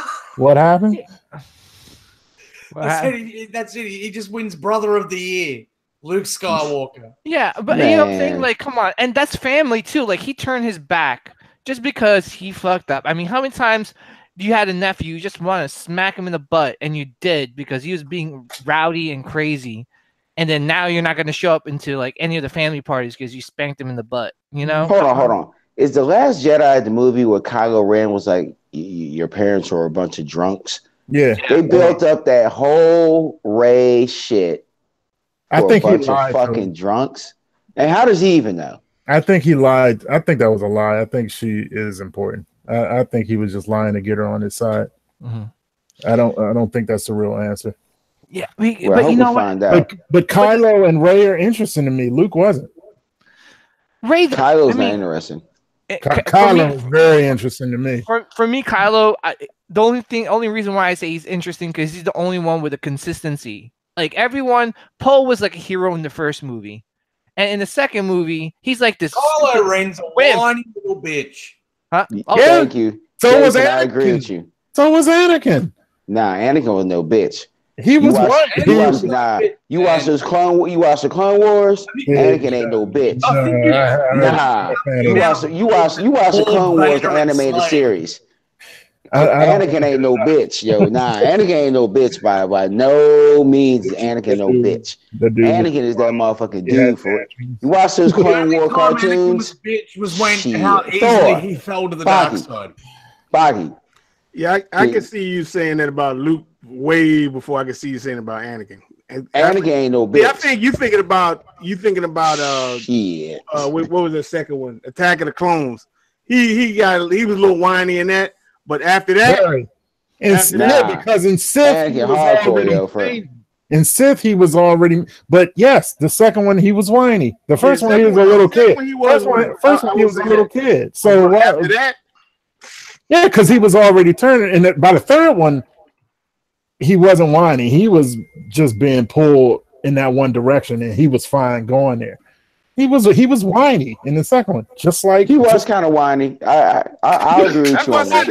I agree with you on that. In the beginning of the movie, he was a little bitchy, little whiny, like the Jedi won't make me do this, and the Jedi won't let me do that. Yeah, I get you on that one. You know what I mean? But after that, nah, he was whooping fucking ass. He was whooping ass. Have you ever worked for a stupid employer that you think you know better than them? Oh, no.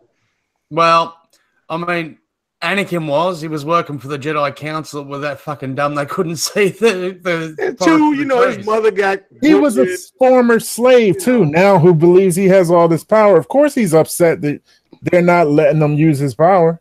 They're holding him back. So yeah, he's going to have a little chip on his shoulder. Then you have the third movie. I mean, but you know, with the Jedi, it was like they fucked up. I mean, if you think about it. Mm-hmm.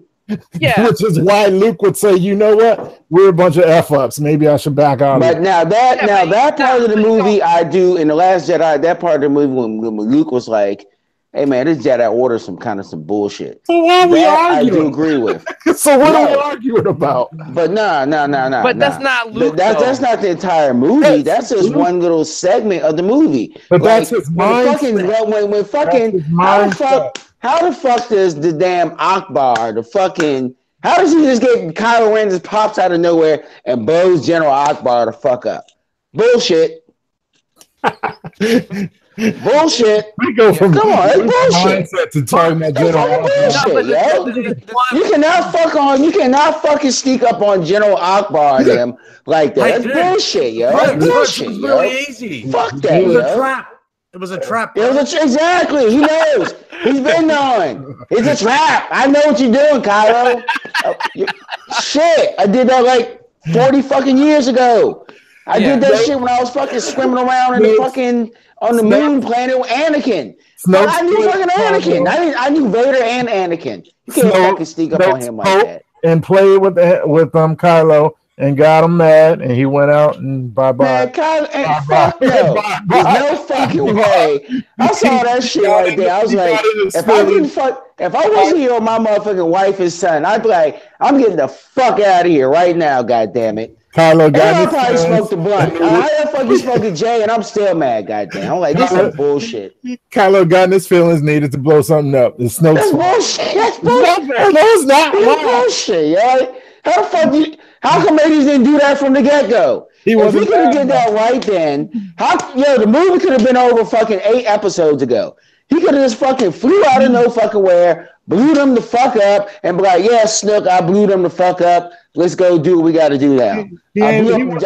He had daddy issues. He wanted some snow. No, I'm talking about how the fuck did he just pop up out of fucking nowhere and blow them the fuck up like that? That's bullshit. He didn't pop out of nowhere. You saw him. He did pop up out of nowhere. Snook was like, yo, Ren. Snook was like, yo, Ren, you're a bitch. You're a bitch. Your father's a bitch. What are you gonna do? Oh, I'm gonna hop on my ship. I'm gonna go blow these motherfuckers up. He got no one else can do that. Come on, out of all the movies, how the fuck he just pop out of nowhere? How does he pop out of nowhere? If they knew where the fuck they were, how is he the only one who knows where they are? Come on, that's fucking crazy. Yo, Snook is way. How come Snook isn't like, oh, that's where they are. Oh, that's where they are. Let's just go blow them the fuck up real quick. How the fuck did he just pop up and blow him up out like that? Come on. No fucking way, yo. No fucking way, yo. See, y'all got him up on this pedestal. No fucking way that can happen, yo. Like, come on, yo. He just like, I know where my mom is. Let me pop him on her and blow this bitch up. He didn't even shoot. He didn't shoot.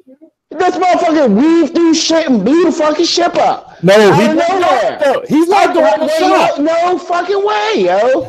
He's not the one that shot. He didn't shoot. Come on, man. No fucking way could he do that shit. Folks, he's not even the one that shot her. Who the fuck shot the motherfucking shit up? The ships that came up. He weaved through that shit. The other motherfucking shit blew the shit up with him. The other fucking shit blew the shit up. But why the fuck they couldn't do that shit like fucking a year ago? He ain't want to kill him. Come on, that's bullshit, man. No fucking way just pop up out of nowhere. Snooks got him the fuck up like that. Snooks got him mad just like you getting mad right now. Snooks got no fucking way that happened. He got upset and he wanted to go haul off and blow him up. Then he get there, he's like, that's my mom. That's bullshit, yo. And the other ships come along and blew him up. And General Akbar. No, he got daddy issues. No fucking way you blowing up General Akbar like that. Dumbass. Come on. He no way you blowing up Akbar like that, yo. He knows when it's a fucking trap. He thought Snakes was gonna give him a pat on the back. Good boy, and Snakes treated him like that. He got mad. Oh man. Man, that's the shit that beat. I was like, other than Super Leia, I like the movie. Other than Super Leia, I'm good with the movie. Ronnie, you started this. I don't know if I did. Did I really? Yo, I'm not sure if I really did. Damn you, Ronnie. I'm not sure if I did. I don't know. Why did you just be like us, man? Hey, I'm sorry. I didn't like episode 4. Look, I grew up liking Kung Fu movies. They had a lot more action than the Star Wars movies. So. Hey, I ain't gonna lie on that. I fuck with you on that one, Rodney. So that's why when I'm saying, episode 4 and Obi-Wan and Vader, they didn't even look like they wanted to hit each other. They looked like they were play fighting. So it just ain't do nothing for me. What up, PK? Jedi was great. Empire was good too. Luke hit the favors. No, hit that shit like 3 or 4 times in the goddamn all the movies. He got no shit. Little whiny farm boy. Yeah, Sorry.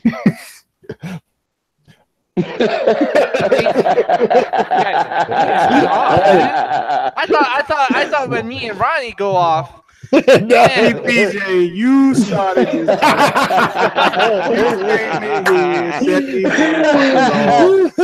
Look at this. It was nice and peaceful for you. Hey, Pac, you just put your head down. I was looking at mine. You just put your head down and kept it moving. That shit was funny as hell.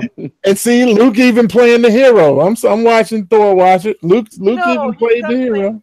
This is Come on, Luke blew up the fucking Death Star though. You can't, you know what I mean? You can't front on him, yo. That was young Luke.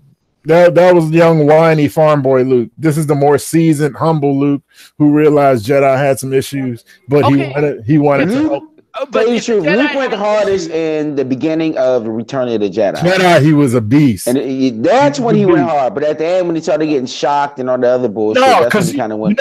Even that fight scene, though, that at least I felt the emotion. I felt like they were trying to hit each other, like they were trying to hurt each other. And in the first one.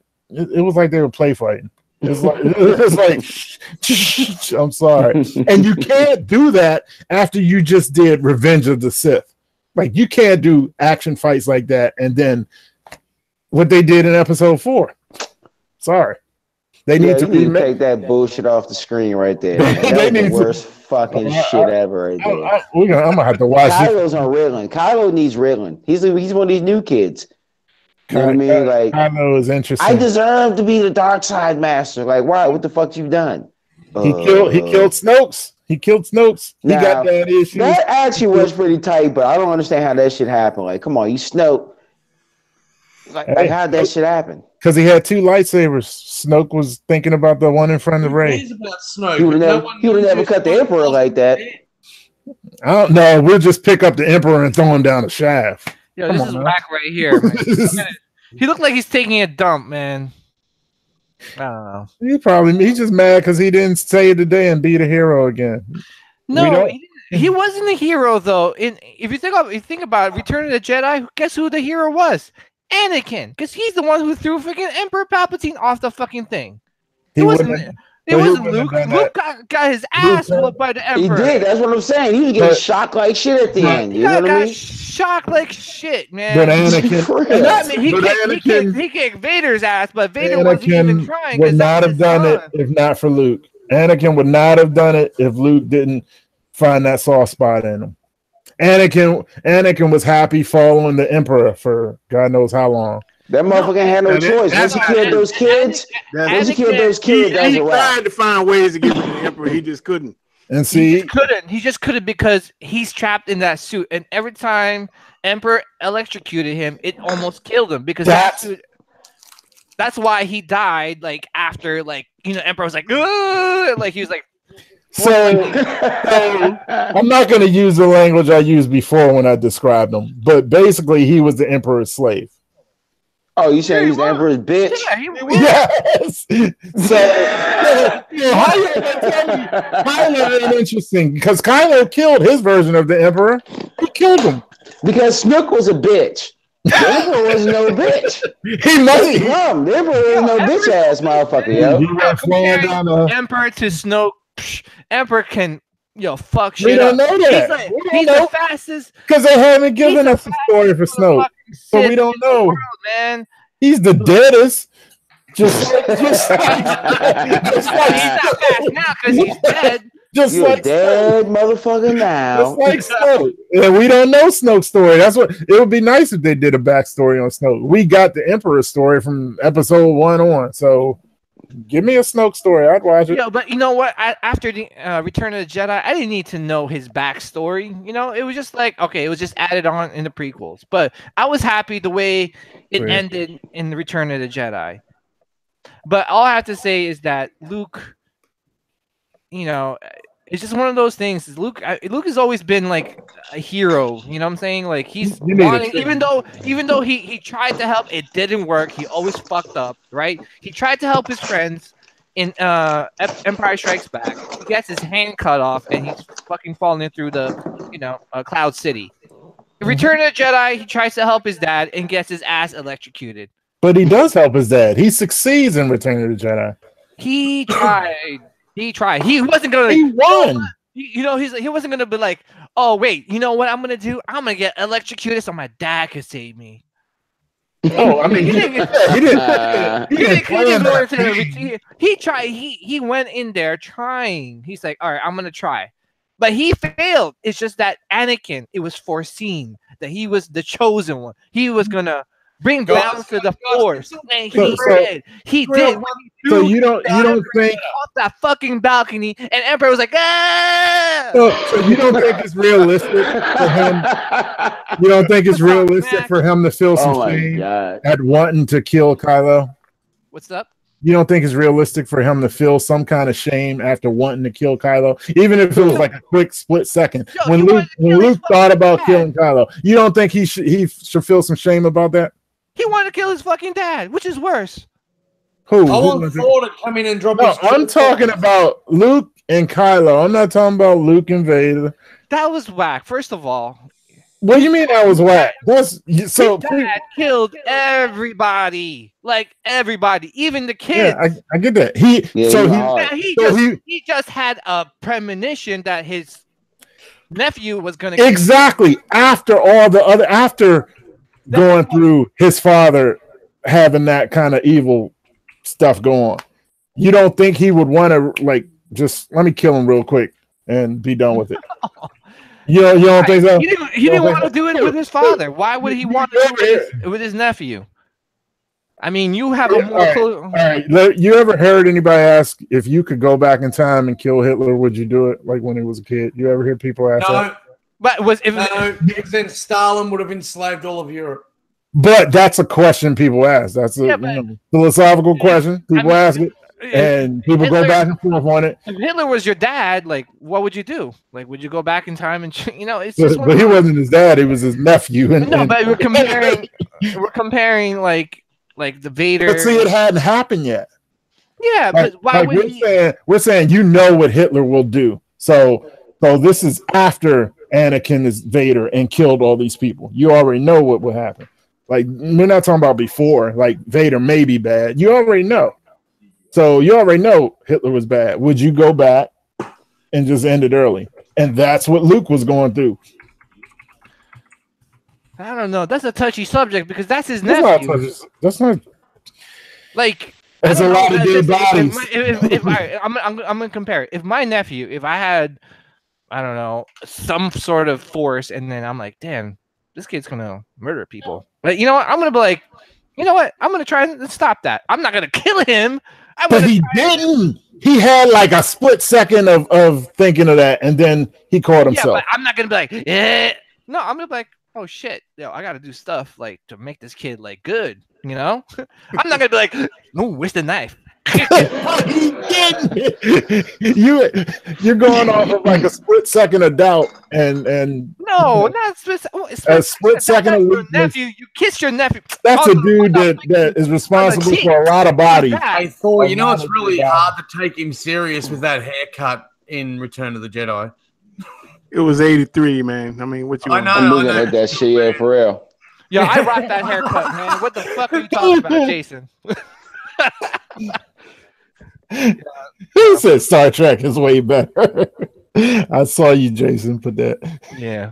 What's up, Mac? Welcome back. Sorry. You don't see Mac them was like, what the fuck 2-year arguments about Star Trek. Yeah, well, it's true. And that's one reason I don't think the movie is trash the way y'all do, because it is divisive. It gets us to talk about it. Because I ain't going to have much to talk about with episode 4. I just thought it sucked.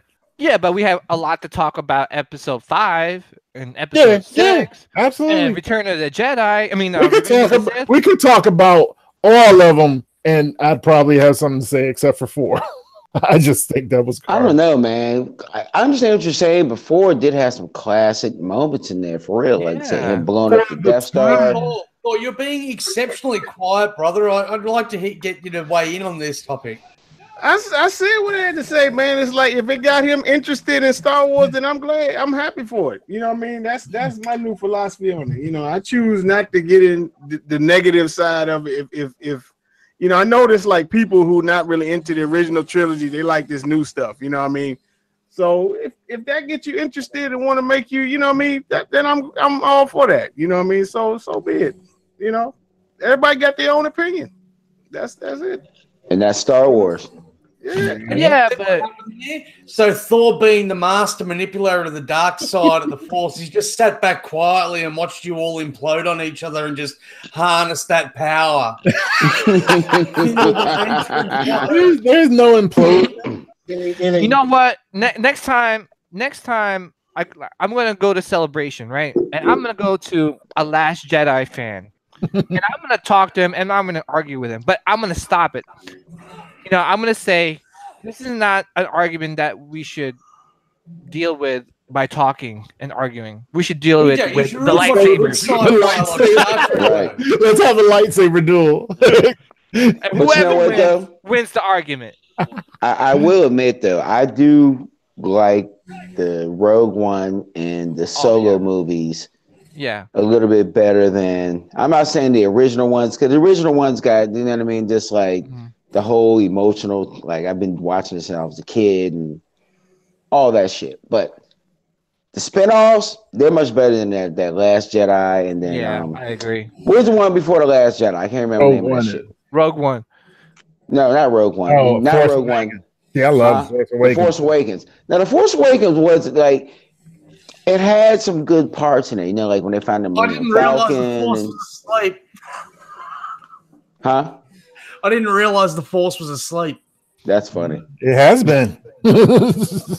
I don't know. I just kind of taking a nap. like the Force Awakens actually made me think, well, damn, I'm really miss Star Wars. When I'm not as big a fan as Thor and PJ, but the Force Awakens made me feel like, all right, I want to see some more Star Wars stuff. So, and that's what I'm grateful to it about. See, yeah, I'm not mad. Yes, Yeah, for real. I gotta be like you, Thor. I'm not you mad. look at it like Thor. that, then so be it. Thor, grateful for the Force Awakens. I know one thing.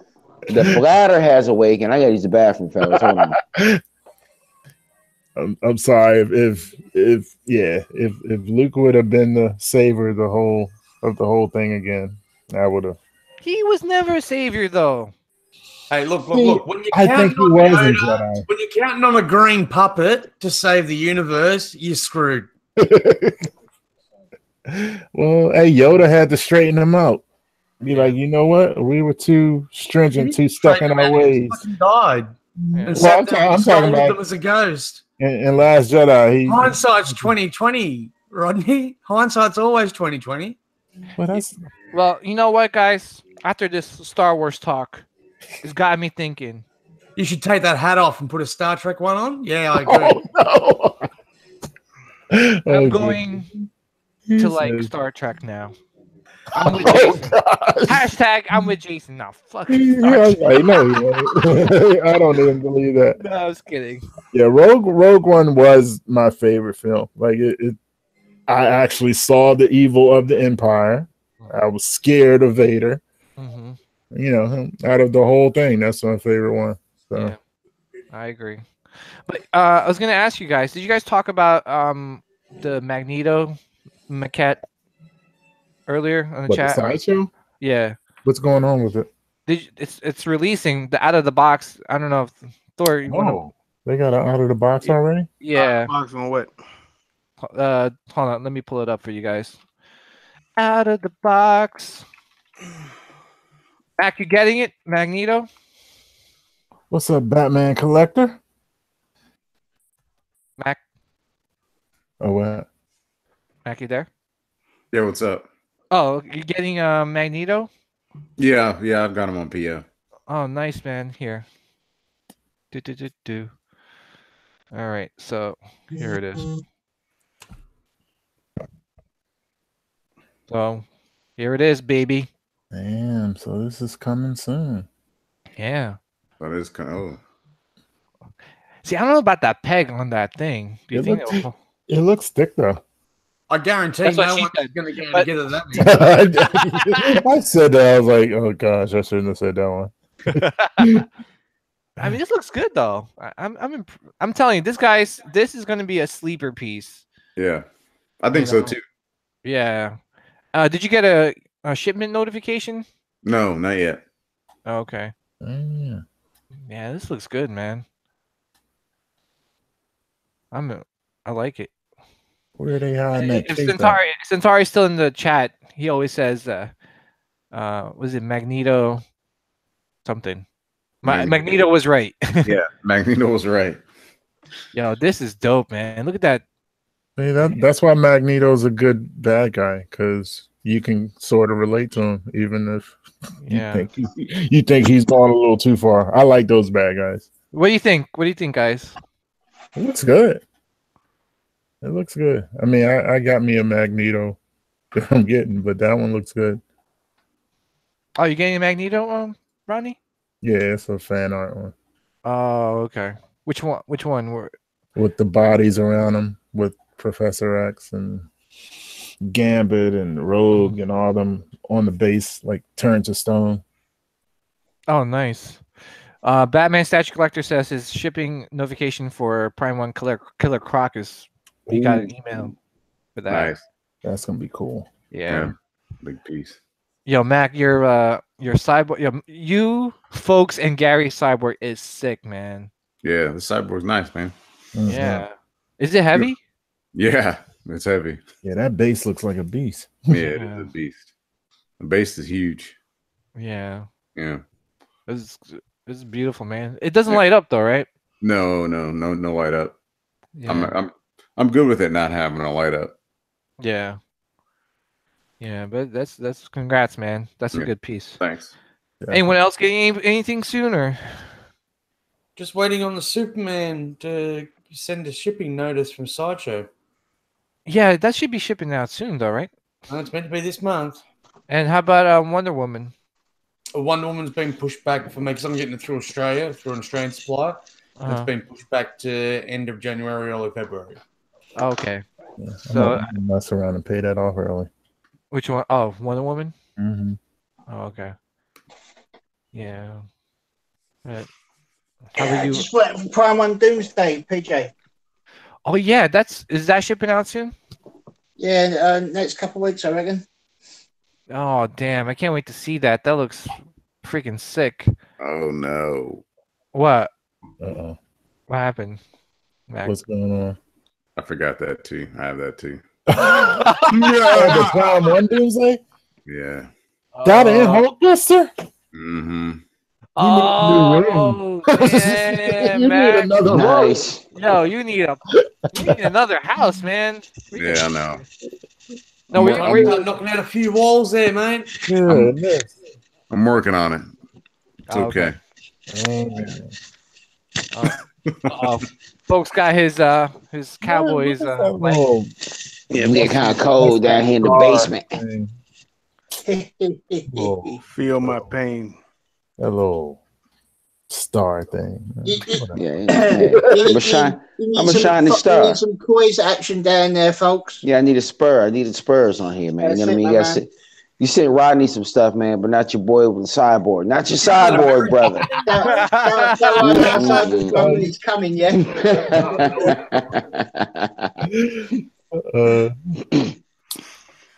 What time is it? It's time to go to fucking sleep. All right. So you're not doing an after hours joint, man? No, I can't do that shit this week, man. It's all good, brother. You know, we ran that motherfucker till 4 o'clock in the morning. My ass was hurting from sitting down for that Plus, long. we need our Tim to go to Wendy's. That killed my weekend sleep. The only show where you see UFC fights in the Wendy's parking lot. That shit was funny as shit for real. He stopped and said, "Look, man, somebody fighting in the parking lot." I was like, "What?" New Jersey nightlife. Yeah, that's how Jersey is, man. Live streaming all over the world and shit. Yeah. PJ, is it like that? You're part of the town, man, or you live in the suburbs? Nah, it's I live like pretty close to Atim, but that's how Jersey is. You go to Wendy's, White Castle, McDonald's around that time, you're gonna see a fight, man. That's why I live in DC, man. Guaranteed. Yeah, guaranteed, man. Guaranteed. It's gotten to a point where if you see someone fighting, you're like, fuck, man. Yeah, whatever. I'm trying to get my food here. That's why I used to be pissed. They're I went to hangry. visit. I saw a fight in White Castle. There were these two fucking fools. I'm trying to get my sack of 10. And I was like, these fuckers, man. I was next in line. Fuck, man. That's messed up when they fight Rodney, did Wine ever tell you that story when they went to the Wendy's drive-thru after we played Madden like late at night, and the dude was handing their food out, and the crackhead came and snatched their food out and that was like, that's all. They were the last customer. They said that's all the food we got. Oh no! And that was it. Wait, who? Oh no, he didn't tell me that. I'm sorry. Damn, I thought. I just crack it up because the crackhead just steals. Yeah, they handing the food out the window, and the crackhead come right between the window and the car, snatched the food, and kept on running. Damn. See, if they tried that shit here in Australia, you know what had happened? The driver would open up their car door and catch him there, and then smack the living shit out of him. Oh, as they said, you ain't gonna catch no crackhead. Yeah, got a crackhead. You ain't gonna catch no crackhead. Jason, when we went to California, there was no crackheads there. You come to Jersey, there's a whole bunch. Crackheads. I was like, yeah, Jason, do they have crackheads in Australia? Yeah, crackheads. Yeah. You see crackheads are superheroes. Yeah, they got their own power. Crystal meth is a drug of choice here. Matter of fact, folks, it was that Wendy's right by Safeway down the street from you on Georgia Avenue. I don't know if it's still there or not. But it was that was the Wendy's. Jason, Superman has a yellow sun. Crackheads just need that crack. And that's a superpower. Yeah.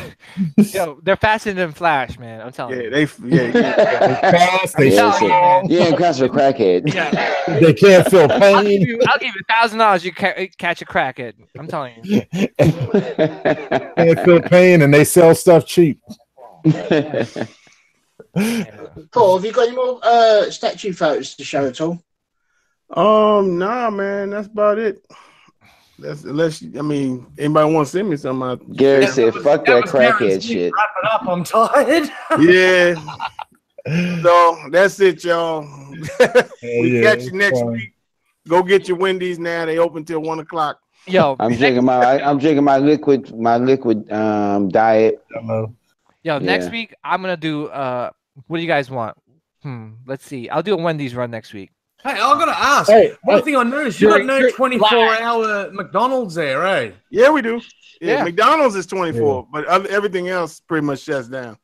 Hold on. Next week, folks, the Master Barber has a surprise for everybody. Oh. And PJ is supposed to order Aspen, ain't he? Can you give us a teaser, folks? No. Okay.